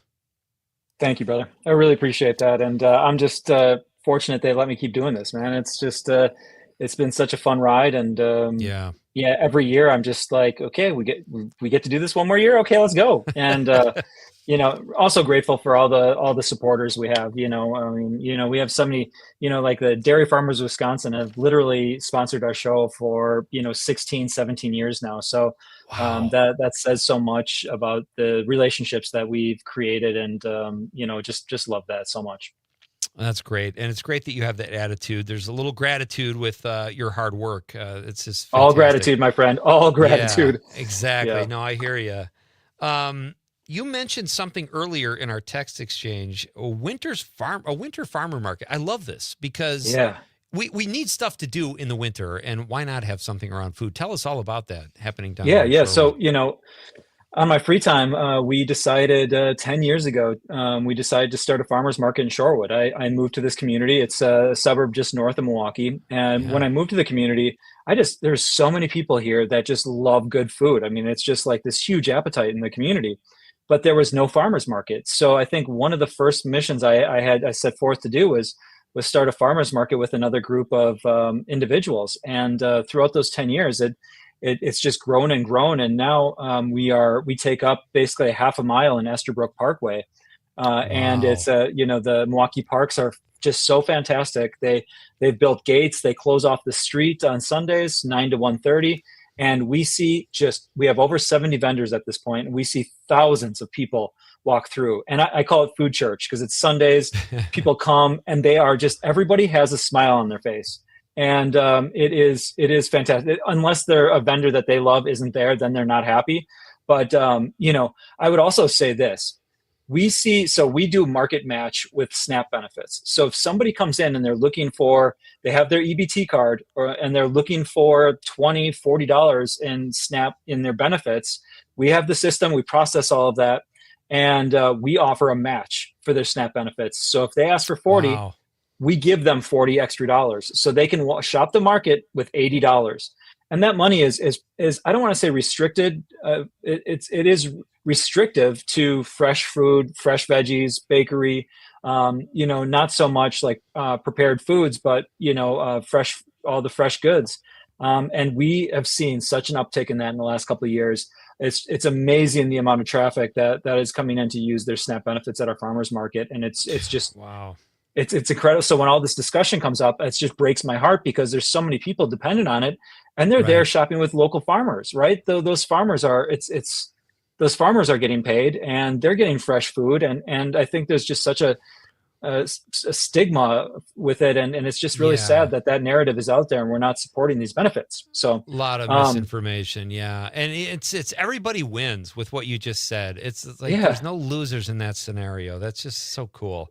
So I got off track. I apologize. That's how my brain works. But, sorry. To wrap that one up, we had been talking for quite a while, like, how do we keep this party going? And, and I think it was just perfect timing where we found a space in Shorewood. It's a place called the Atrium that's owned by a gentleman's name is Paul Hackbarth. He owns all the camp bars in the area, and he owns an event space in Shorewood called the Atrium. Beautiful space on Capitol, and he's opening it up to us, and we are planning this first season, the first winter. We're planning a 2-month trial every Sunday, 9 to 1 o'clock. It's going to be, it's going to be a party vibe, so we're really going to ramp up the entertainment value. Nice. We're going to have some really great, vendors. There are going to be a couple farmers, depending on what they have. There's egg producers, but then there's going to be a lot of food, just like a lot of prepared food. And not only that, we can have Bloody Marys. So there's going to be music, Bloody sweet. Marys, mimosas, good food, good people. And we are just planning to pack the house every Sunday. And it's going to be fun. Like you said, people are looking for something to do in those, the dog days of winter when you get into February, the late January. And we are going to make the weekend special for everybody there. I would totally leave my house in the winter to go to something like that. You said your kid's in Shorewood. It's a perfect opportunity for you to come down here and visit us. He's right there. I will send him along. That's so cool, buddy. So what are you watching, Arthur? You produce TV. You work so hard at it. At the end of the day, you're kicking your feet up. What are you watching? Oh boy. Oh man. That's a tough question, Pete. I feel like I got to keep that one a secret. It's like, oh no. It's like, you know what I'm watching right now though? I have to say, and I'm not just saying this because I'm a PBS homer, but Ken Burns just released the American Revolutionary War on, as his new series. And it is just like, it's fantastic. It's a really, really, really good show. I have nothing but love for Ken Burns. I think he does just terrific work. So, if I were going to be honest, so my TV time, the only time I really watch TV is when I'm on a treadmill. That's my secret. I'm on a treadmill. I watch TV, or I watch whatever, Netflix. And I just decided to get into the series Peaky Blinders. That's my new jam. And when I'm on the treadmill, I just turn that on and man, it's pretty good series. It's like a guilty pleasure. What season are you in? I think I'm in the mid-second season. So I'm just getting started. That's on my list. I saw the first season when it came out. I got to go back to it because I did like it. I don't know why I stopped watching it, but it's a really good show. That's it's pretty good. I could be on the fence. I want a little bit more from it, but it's one of those things where you can just turn off and it's just lets me not think about being on a treadmill for half an hour. Right. Well, there's so much content out there. That's probably why I went away from it. I liked it, but I didn't love it or something. Right? But yeah. Hey, this was fun, dude. Next time you come here, let's do our Super Bowl thing again. I love when you recommend the healthy snacks for the Super Bowl. I think that's really beneficial to people, and I can't thank you enough. Thanks for sticking around through the news and giving us some extra time. I know how busy you are, and I really appreciate it, bud. Love it, Pete. I'm coming into the studio next time. So me and Conrad have a conversation, a meeting planned. You guys already have a meeting set up? Come on. I got to sit in that chair, man. I got to come down there. We're going to get some food. I'm going to sit in the studio, and we're going to do our thing. Hey, you let me know. You're in Green Bay, man. You're here. Love I got it. the seat. You're all set, and we'll take care of you, buddy. Always a good time. Thanks so much, right. Pete. Really appreciate it, man. Arthur. Take care, Arthur Ursink. Check out Wisconsin Foodie. If you haven't already, you can see it on YouTube now, and their 18th season drops in February. Such a great show. Winner of, I think it was 3 Emmys over the course of its run, and just outstanding work. And Arthur Ursink is a sharp guy. Conrad, you're going to have a great career working with filling in for Arthur. Yeah, I mean, that's a great job. What if he came in here and was like, Conrad, what are you making? I'll double it. There would be a Conrad hologram as you sprinted from the studio. No, he's a great guy. Have you seen Wisconsin Foodie? Yeah, last time he was on, I actually watched an episode on YouTube. Nice. Yeah. Good research. It's always good just to find out where, just what kind of food is around here. Absolutely. And especially you and I have talked about this, just eating better food. And that's another great service of that show. I lived in Shorewood for 5 years, and the food that they have around there is so good. Oh, because you went to UWM. Yeah. Right. The food around there is amazing. Yeah. Milwaukee is all of a sudden this huge restaurant bastion. If you can't find a restaurant, there's something wrong with you. Yeah. And I don't even go, when I go see Joe, my son, we just go to I think it's called a Harry's, that bar right on Oakland. And think of great burgers. Yeah. And, I've been there. Cool ambience, if you will. All right. So we got Hannah Lopez coming up in just a few minutes, folks. She is the Door County correspondent for NBC 26 here in Green Bay. And she is a Chicago girl. spending her adult years, so far anyway, here in Green Bay. We'll talk to her about her work and Door County and all kinds of fun stuff. And what am I missing? You had a clip, or you wanted to talk about something. We talked about the mullet. Well, okay, we can talk about this because now it's 2 days old. I was driving down the street the other day. Oh, yeah, that's what it was. And I see this Prius, and they're kind of driving a little slow. Okay. So I'm driving behind them, and I really get to see what's on their bumper sticker. And it just says, "Why wouldn't you download a car?" That's what it said. So I'm like, I really noodled it for What do you make of that? I was like, are they trying to set up a joke and you just never get the end of it? Right. The punchline's on the front of the car. What the hell is that? I was like, okay, why wouldn't you download a car? But I don't know. That is crazy. Because it's not real. I don't think you can download a car I yet. think if you're going to try to get someone's attention to the back of your car, which increases the opportunity for an accident, and then you put nonsense like that on there, I don't know. The other day I also saw I don't get why people put student driver bumper stickers when they're not an actual student driver. People put that so people stay away from me? I don't know. Jim from Appleton, the 920, says, favorite board game? That's a hard one. Right now, I will say Risk. In 15 minutes, I might say Stratego. Trouble is always fun. It's just like Sorry, but has the pop-o-matic fun with the dice. That's true. It's a more high-tech Sorry, but Sorry has, I think, been around longer and has more staying power than Trouble. Sorry's been up for a while, yeah. It's a badass game. Bridget in the 818 says, Sorry. She says, sorry. I keep thinking these are apologies. Sorry, a game for all generations. Combine of luck and strategery. Very well done, Bridget. Thank you. And thank you for the text. All right. When we come back, Hannah Lopez is here. We're going to talk Green Bay, NBC 26. She's a rock star reporter, and she will be here in the studio. Let us know what your favorite board game is, folks. It's Pete Schwaba and Nite Lite on the Civic Media Radio Network.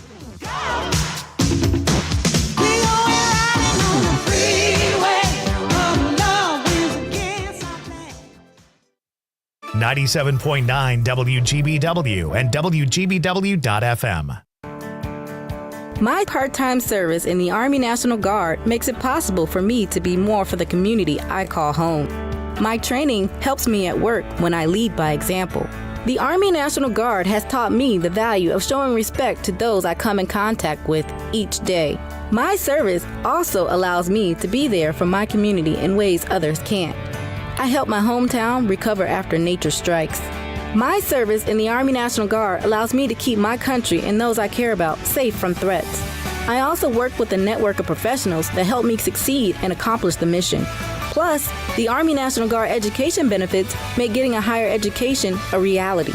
Being an Army National Guard soldier makes living and serving in my community more rewarding every day. Learn how you too can live and serve part-time close to home by visiting NationalGuard.com. Sponsored by the Wisconsin Army National Guard, aired by the Wisconsin Broadcasters Association and this station. S&K Accounting and Tax Service in Green Bay reminds us, no one anywhere is more noble or courageous than our United States Armed Forces. These brave men and women foot the bill for our freedom every day. Send a care package today to let them know that they are in our thoughts and prayers. Visit sendacarepacagetoday.com to find out how. This from S&K Accounting and Tax Service in Green Bay. Call 920-499-5099. Reading aloud to children sharpens their listening skills, expands their vocabularies, and nurtures a lifelong love of reading. That's why Reading is Fundamental, the nation's leading children's literacy nonprofit, offers free monthly read-alouds by popular authors through its Rally to Read program. Visit rallytoread.org to watch the read-alouds and discover exciting reading activities for school and home. Visit rallytoread.org today. I was stuck in a state of panic and endless rituals. So I made the call. Mental health care works when you make the call. Visit mentalhealthcareworks.org. A message from the American Psychiatric.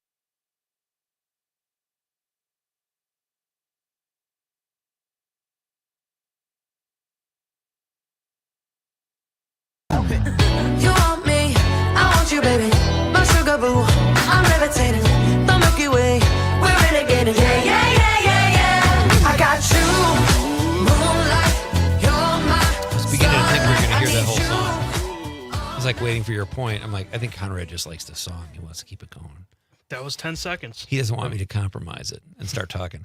Hey, welcome back to Nite Lite. I'm Pete Schwaba. Hey, if you're looking for something to do, folks, December 4th in Madison, come on down to the Atwood Music Hall, the state-of-the-art beautiful theater, for a screening of The Godfather of Green Bay. This is a film I made 20 years ago. We're having a 20th anniversary screening sponsored by the John and Gordy Morning Show at WMDX here on Civic Media, and also sponsored by Downdren's Distilling. It's going to be a great night. The doors open at 6 o'clock.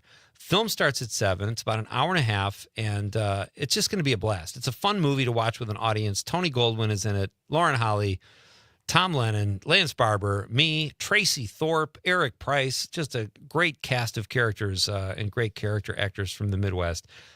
Tickets are only $10, and $1 of each of the proceeds goes to the Dane County Humane Society. And John and Gordy are going to host a Q&A with me after the show. It's going to be a really fun night, and I'm very excited to screen The Godfather of Green Bay again. That should be a fun night. Our question of the night is, what is your favorite board game? It's National Monopoly Day. So let me know. John in the 608 says, as a youngster, if you use the word youngster, John, you're dating yourself. I want to say, I don't know. John he comes across as very young, Conrad. Like his texts are pretty cool and he's very informed, but I have not heard the word youngster in a long time. If he says whippersnapper, I'll know he's real. That's just a cool word. John, great to hear from you, buddy. He says it was fantastic until missing a piece or two disabled the grand finale. He's talking about the game Mousetrap. I do remember that. That was a fun game. I had that too, yeah. I want to know what Melissa's favorite game is, John. Have Melissa text in, please. All right. Without further ado, it is my great pleasure to welcome to Nite Lite a fellow DePaul Blue Demon. Yes. Hannah Lopez is a reporter here in Green Bay at NBC 26, a great outlet, a great network. Yeah. A great place to work, I assume. Absolutely. She covers Door County, and she is here in the studio tonight at Nite Lite. It's great to have you, Hannah. Welcome. Thank you so much for having me. It's my pleasure. I feel bad because I've been saying your name, Hannah. No, I've been saying Hannah. Yeah, and it's something that Hannah. When I was in kindergarten, my mom was like, your name is Hannah. It's Hannah. And my teacher would say Hannah, and I was just like, I'll be Hannah. I was like, it's fine. I'm Hannah. Okay. It's flying under the radar. Yeah. It's good to have you here. How are you? I'm good. Yeah. The cold is Midwest cold, and too bad, though, right? I mean, I'm in a vest. It's not crazy where I need to bring out my Columbia jacket. I have to ask you because I've spent the first part of my childhood in Chicago. You grew up there. Yes. Do you find this when people in Chicago, when they find out you live in Green Bay, they say, oh my God, you must be freezing up there? No, surprisingly not. I think it's really funny because living in Chicago, obviously people are very big on the winters, and everybody's like, I don't know what to wear. And I would wear what I'm wearing now, which is what is this? A sweatshirt, hoodie, and then it would be a hoodie underneath. So I'd layer up two sweaters, no jacket, pair of sweatpants, and I wasn't fine, but I was like, I don't want to wear a big jacket. I think hate it's wearing called big winter jackets. denial, I think is what you're experiencing there. Yeah. I asked that because everyone would say, oh my God, you must be freezing up there. I'm like, you know what? Chicago is not the tropics. It's cold everywhere around here. It's the Midwest. It's just cold. But I don't know what they think 200 miles is that big of a deal. But I mean, it's crazy, but last winter was technically my first winter up here, which is crazy thinking that this is going to be my second one.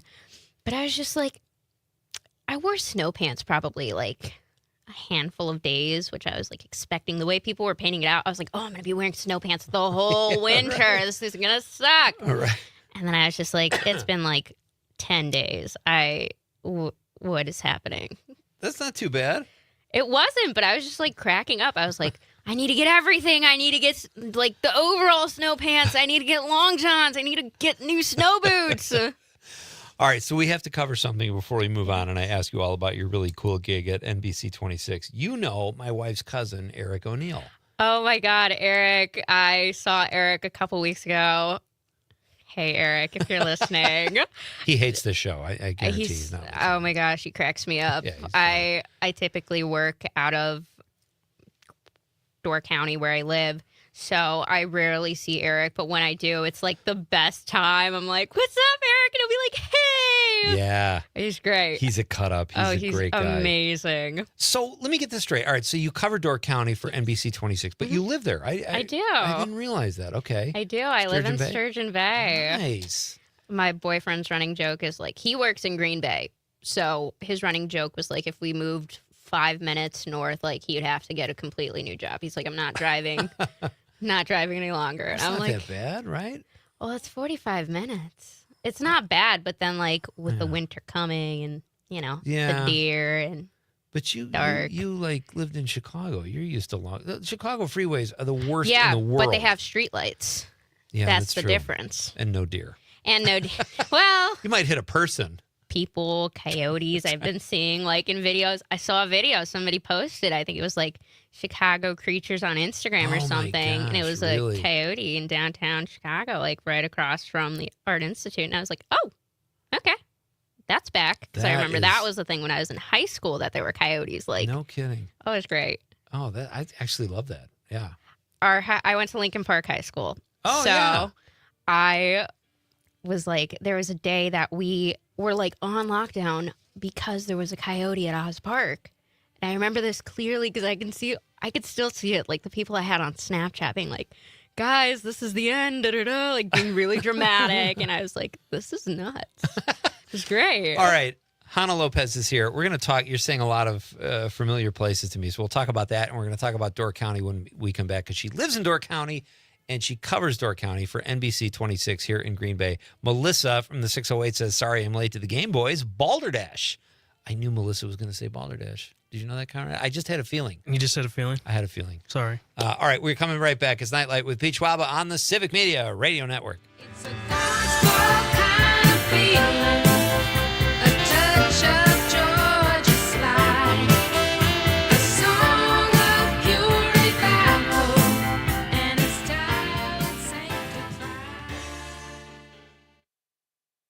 From Denmark to De Pere, this is 97.9 WGBW.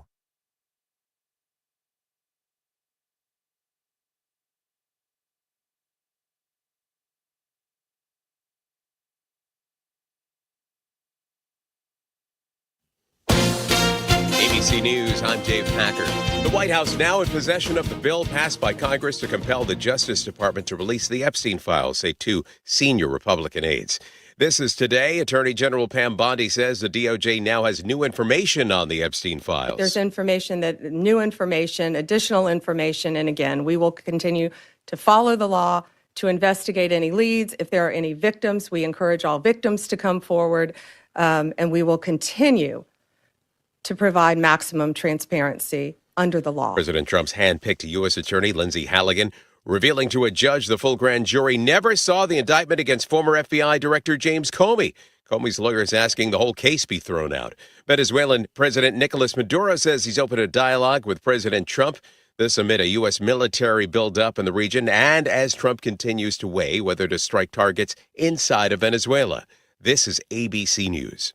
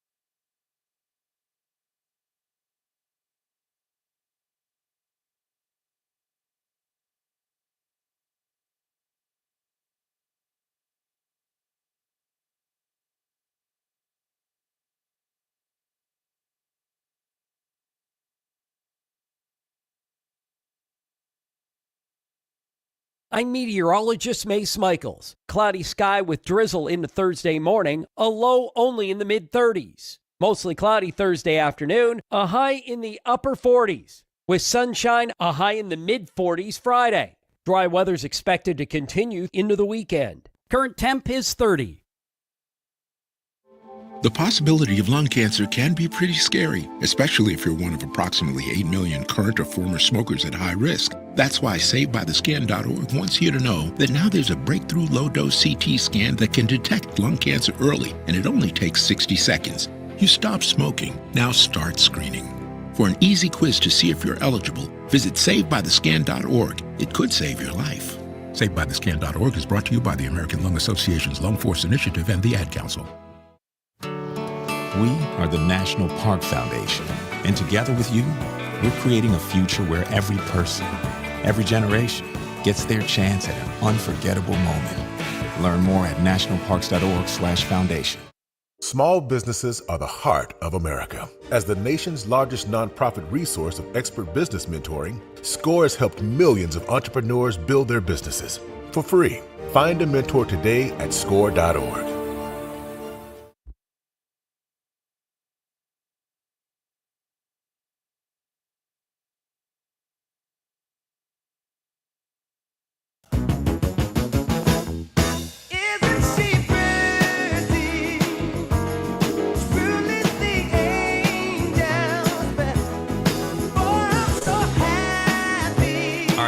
Very informative break. I'm Pete Schwaba. This is Nite Lite. My guest is Hannah Lopez, and she is a very respected reporter here in Green Bay for NBC 26, covering Door County. But she told me during the break she wants to be a stand-up comic. I'd like to do that on my free time. I think it would work. I think it would be fun. I don't know. I love being able to make people laugh. Yeah. If I'm good at it, that'll be... That's a that's bonus. how I can tell if I'm good at it, if I get people to laugh. But yeah, I mean, I love being able to. I just like working with people. I think that's the overall, what I love to do is. So does that help you in reporting? I mean, I would assume all reporters are curious people. They want to learn what's going on and break the story and all that kind of stuff. Does that help you in your job? And how does that work? And tell us what you think about Door County, because it's a little slower there than here in Green Bay. Yeah. And Green Bay's not even a huge city. I mean, sometimes it is a little bit slower. There will be days where I'm waiting to see, if something breaks, or I'm looking into stories that might need to be followed up, but there's nothing really to follow up with. But sometimes there are little things that you point out and you're like, oh, that could be a story. But Door County, it is different, which is fine for me. Right. But at the same time, I'm like, oh, we are, I grew up obviously in Chicago. It's you hear planes, trains, and automobiles 24/7. All the time, yeah. So I'm the first week we were there, I was like, where is it? And my boyfriend's like, where's what? I was like, the noise. And he's like, this is the noise. This is it, yeah. It's crows and different frogs. And I'm like, what is happening? The occasional owl. Yeah, every now and then. I'm like, cool. The silence can be creepy sometimes. It's if you're not used only to, creepy, but it's it's so crazy just how quiet it gets. And I understand people love that. You know? Yeah, sure. I grew up in a loud house. I grew up in a loud city. I'm just used to loud. So you said you went to Lincoln Park High School. That was an arts high school at one point. Is it still? I think it is. Okay. That's what I did. I did their fine arts program. And that was just it was funny looking back, because one of the first questions, I did it for choir, and one of the first questions they ask is the major scale. And I was like, oh, yeah. Blanked completely. And the choir teacher was like, come on. You can start anytime. He was like, whenever you're ready. And I'm like, oh, yeah. I don't know how I did it, but I ended up going there. You so I was got through cool. it. You also mentioned Oz Park. Yes. And that was right by DePaul. And I had a great college job where I worked at a kids club and coached sports and umped games. And it was $14 an hour in the late 80s. There's being a Target outside. across the street now. Oh, really? Yeah, it's the Dairy Queen. It used to be, I don't know if it's still a diner called the Salt something, and then a Target.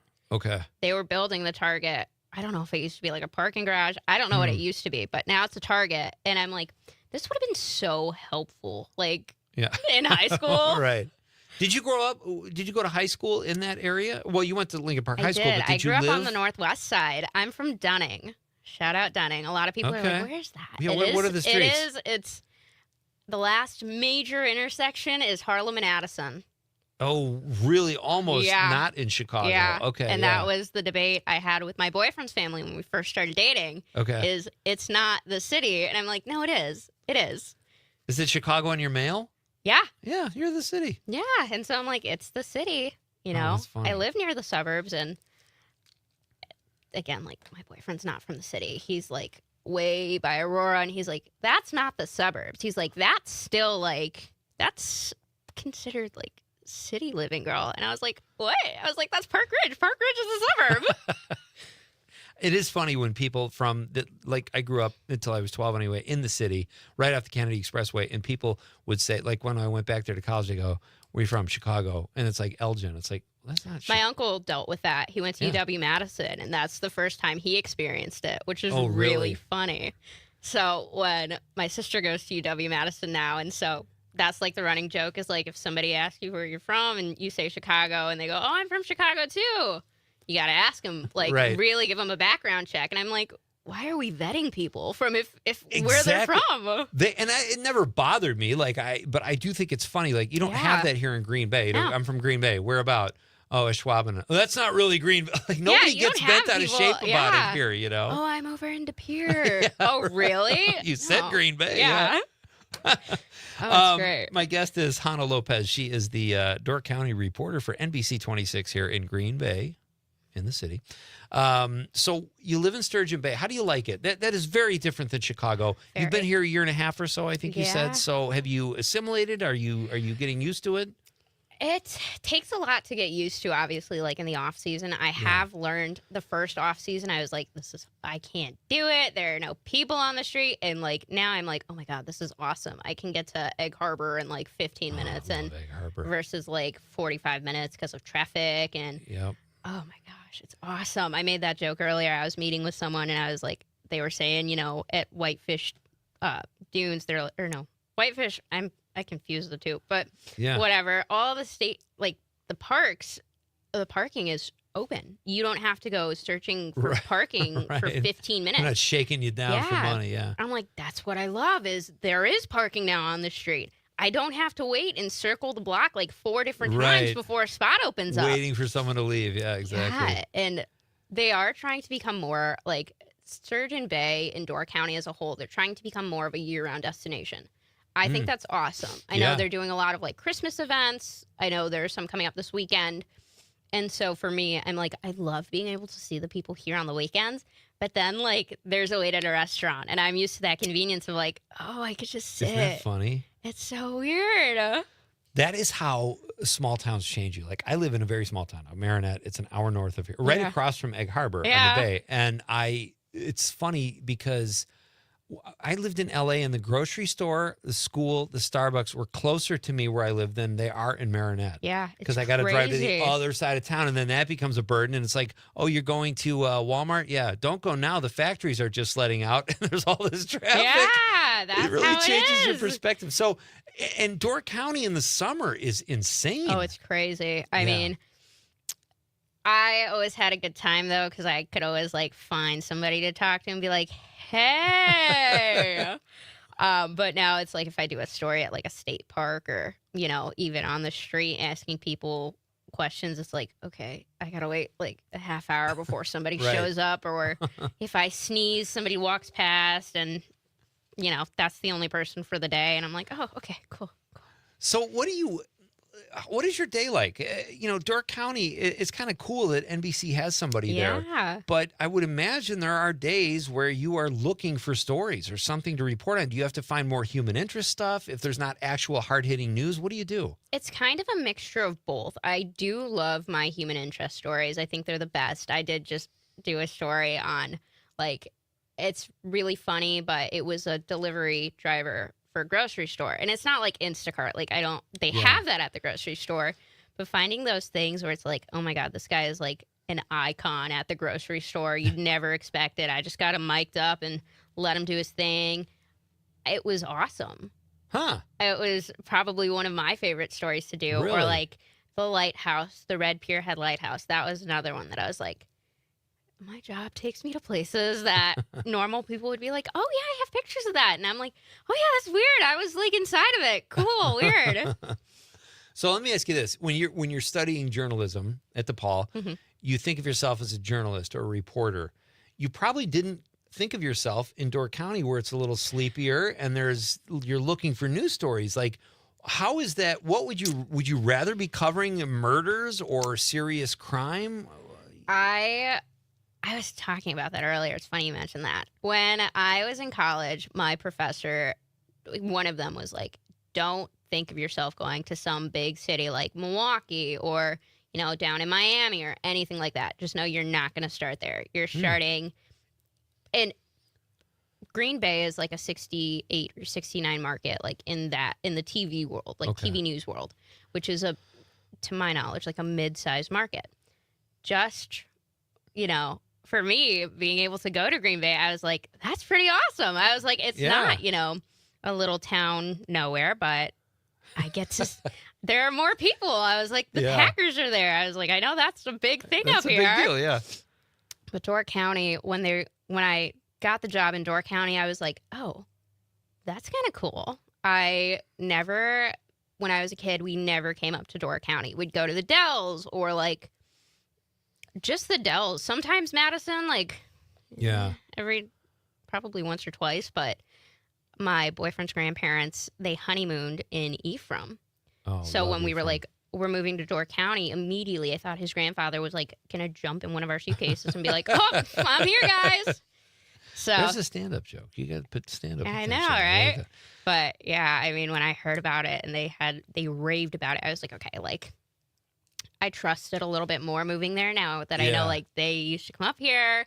They spoke very highly of it. They still do. Like his grandmother was up here a couple months back and we mentioned like Wilson's was still open. Yeah. And they used to go there. And, Husby's was open and they went there and she's like, oh my God, this used to be like a little, like, I don't know if she called it a dive bar or something, but she was like, I thought she was going to, I love her to death, but she scared me so bad because they're like, oh, what do you guys want to do for dinner? I was like, there's Husby's. And she went, I was like, what, are you good? And she's like, we used to go there all the time. And I was like, so a bar. I was like, okay. But that's great. I've been there too. That's a great place. Oh, it's I great. like all those cities. Do you have a favorite spot in Door County? That's hard. I mean, I love being in Sister Bay. That's like a lot of people are like, well, I like Sister Bay. Yeah. I mean, it's a great place to be in the summer. It's awesome. I mean, I know a lot of businesses close for the winter, but there are just so many that are still open in Sister Bay. I know Egg Harbor too, they have a couple of businesses that are still open. I don't know. I really like going Bayside because it's like, as opposed to like Bailey's Harbor, you mean? Or Bailey's Harbor, I love going there, but I'm like, it's even more quiet here. I was like, this is so wild. Again, I love that there are not a lot of people there in the off season because again, I can find street parking, I can find parking in the marina, but I'm like, where are all the people? You're such a small town girl. Oh, gosh, it's crazy. So what do you? All right, have you heard any of the haunted stories about Door County? Have you ever covered them? I did. I was the first person, according to the Gibraltar Historical Association, in the Alexander Noble House to do a story on that. That's in Fish Creek, right? Yes. Yeah. And it was really crazy because, like, they mentioned, like, oh, other people have wanted to do stories here. And I was like, oh. And they showed me, like, pictures that people have taken where something appears in the mirror. And I thought I caught something in the mirror, so I was like, oh, that's really weird. No But I was way. like, that's crazy. I posted it on Facebook like a year ago or something, and it popped up recently like a year ago today, and I was like, awesome. But one of the, oh, good grief. Eagle Bluff was the one that I went to last year, and this was before I knew it was haunted. I'll tell you what. Save that story. Oh, We're going to do a very quick break. Oh, yeah. Hannah's going to come back and tell us her haunted story. Oh, good grief. Hannah Lopez is here from NBC 26 here in Green Bay. She covers Door County. Craig Knit on the stream, ladies and gentlemen. My go-to place for lunch in Green Bay is Pho. Am I saying that right, Con? Pho number one. Love it, but a new place that impressed me is the Hot A Korean, I love Korean barbecue. Delicious, but I need to limit my stops as it's not cheap. Craig, drop by. I'll give you a double sawbuck. We'll go get some lunch. All right. Hannah Lopez is here. And Sydney Politics says we'll play a game, and it'll be your favorite board game. It'll be your favorite board game, too. All right. We're coming right back. It's Nite Lite with Pete Schwaba. So you're tired, just wanna close your eyes, follow your dream down. We made a promise, so we always.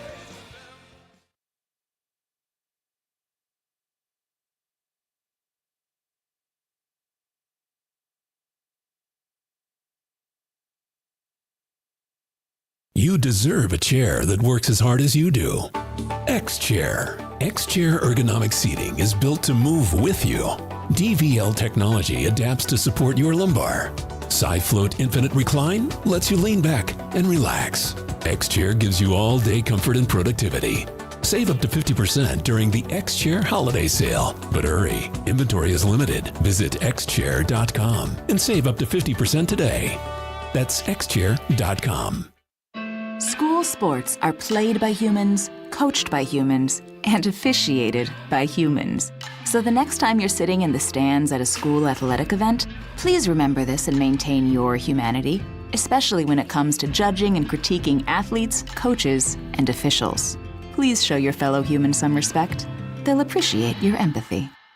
This message presented by the WIAA and the Wisconsin Athletic Directors Association. For 75 years, the Muscular Dystrophy Association's voices have thundered through the halls of Congress. For 75 years, we've willed the impossible into existence. For 75 years, the MDA community has pushed the science, shifted the narrative, and established the field of neuromuscular medicine. And until that day, when this is all a thing of the past, you couldn't stop us if you tried. Join us and celebrate 75 years of breakthroughs at MDA75.org.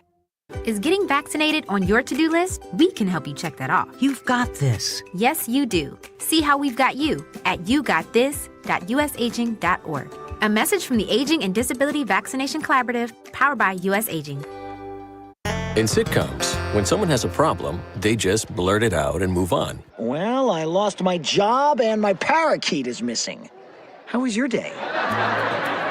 But the real world is different. Managing life's challenges can be overwhelming. So, what do? We get support. The Huntsman Mental Health Institute and the Ad Council have mental health resources available for you at loveyourmindtoday.org. That's loveyourmindtoday.org. See how much further you can go when you take care of your mental health. Every 15 seconds, someone is diagnosed with cancer. If it's happened to you or someone you love, the American Cancer Society can help at every step of the journey. Visit cancer.org today. Not completing high school is more of a social thing than it was an academic thing. Even though all these years have passed, I still had that longing to have my diploma. At age 30, Carissa finished her high school diploma. If you're even considering getting your high school diploma, you can do it. No one gets a diploma alone.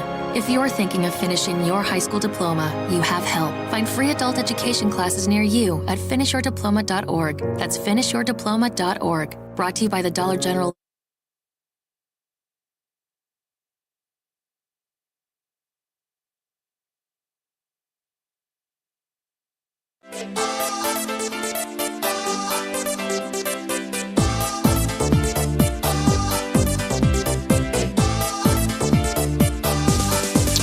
Welcome back.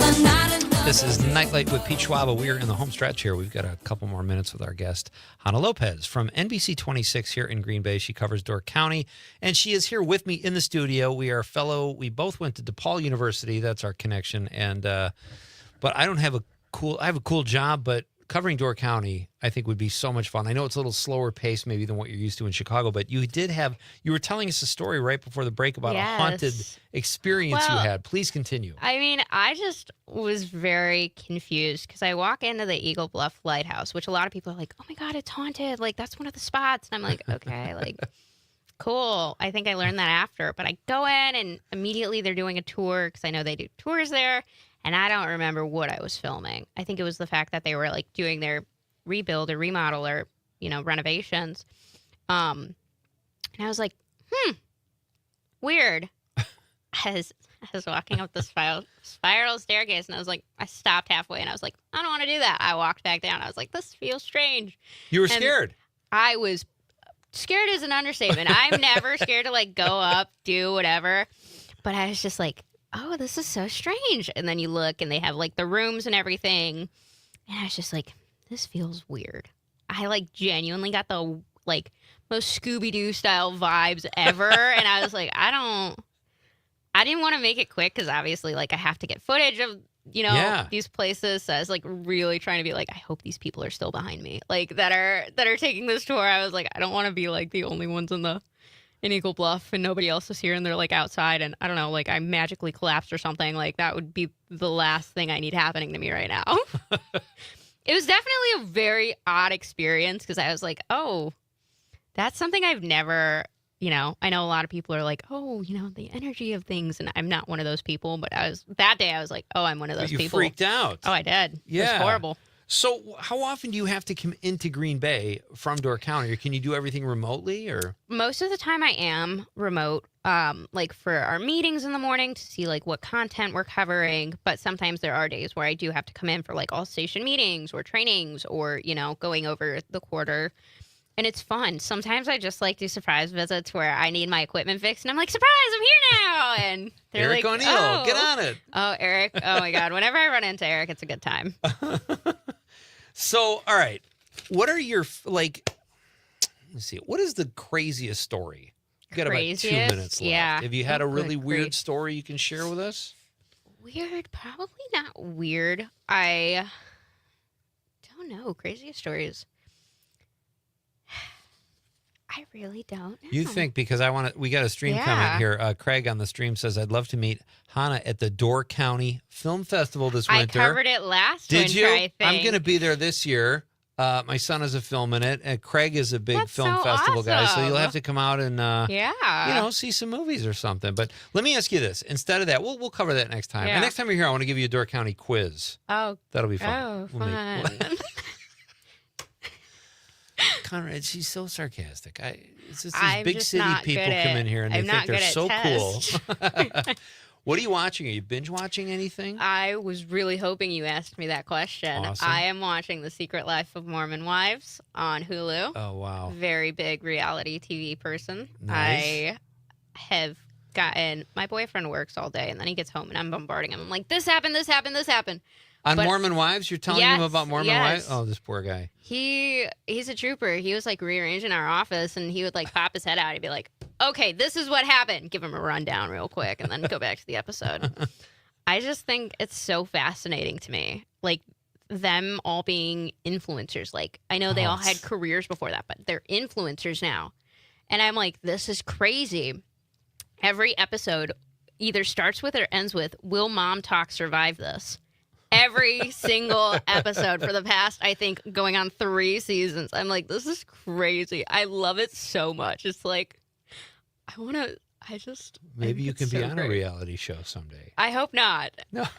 So you were talking about the Kardashians before. Yes. You saw the thing I posted, Yes. that Nite Lite posted on the social media. Are you a Kardashian fan? No. I Okay. think I saw Kim Kardashian say she went to like a psychic before she took the bar exam or like something about her passing the bar exam and then she failed whatever exam and she's like, psychics aren't real.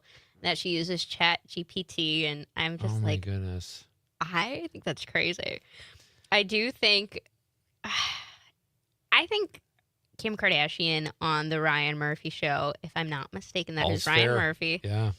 It's kind of crazy to me that the cast is stacked, like Glenn Close, Sarah Paulson, Excellent actors, yeah. Oh, amazing. Naomi Watts. Yeah. Exactly. And then they're like, Kim Kardashian is what the ads start with. And I'm like, oh, okay.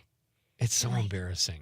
Have you watched it yet? No, I have no I haven't either, and I intentions. should. I'm gonna watch it like I out keep of seeing- shock, maybe. Well, or I keep seeing videos on TikTok where it's like people, kind of mocking her, being like, oh my God, this is so crazy. And like no facial reactions or anything. And I'm like, I don't know if I should watch this. Like, But there are people that watch it and go, "She's great. Kim is crushing it." You know I'm like, what? what? Have you ever seen television? I'm before? not. This is a phrase that a lot of people like probably have not heard, but I'm not going to yuck your yum. Whatever you like it. Yeah. I'm not going to be the one to get be it. like, you shouldn't like it. I just don't like it. All right, here's what I think we should do. I think we should have you be our correspondent for reality TV because I don't really watch it. So if you ever hear a reality show story breaking that you think we could use here, please let us know. I think the big thing right now that a lot of people are excited about is Ariana Grande and Cher hosting SNL. Oh, all right. Unfortunately, we're going to have to save that for next time. Yeah. And then it won't be a story. But we'll come back. You'll talk to us about reality shows. Hannah Lopez, thank you so much for coming in tonight. Thank this you is once so again fun. for having me. Fellow Blue Demon, you got to come back soon. Absolutely. I'd like to thank all my guests tonight. Arthur Ursink, Paul Trabian, Shali Pittman / Schwaba, Conrad. You were kind of like a guest tonight, Conrad. Yeah, I mean, you did your job, but you were also a guest. Pretty much every night, right? Can always count on Conrad. And thank you for all of your texts and calls. Dave is looking for Sid. Sid, get back to Dave, will you?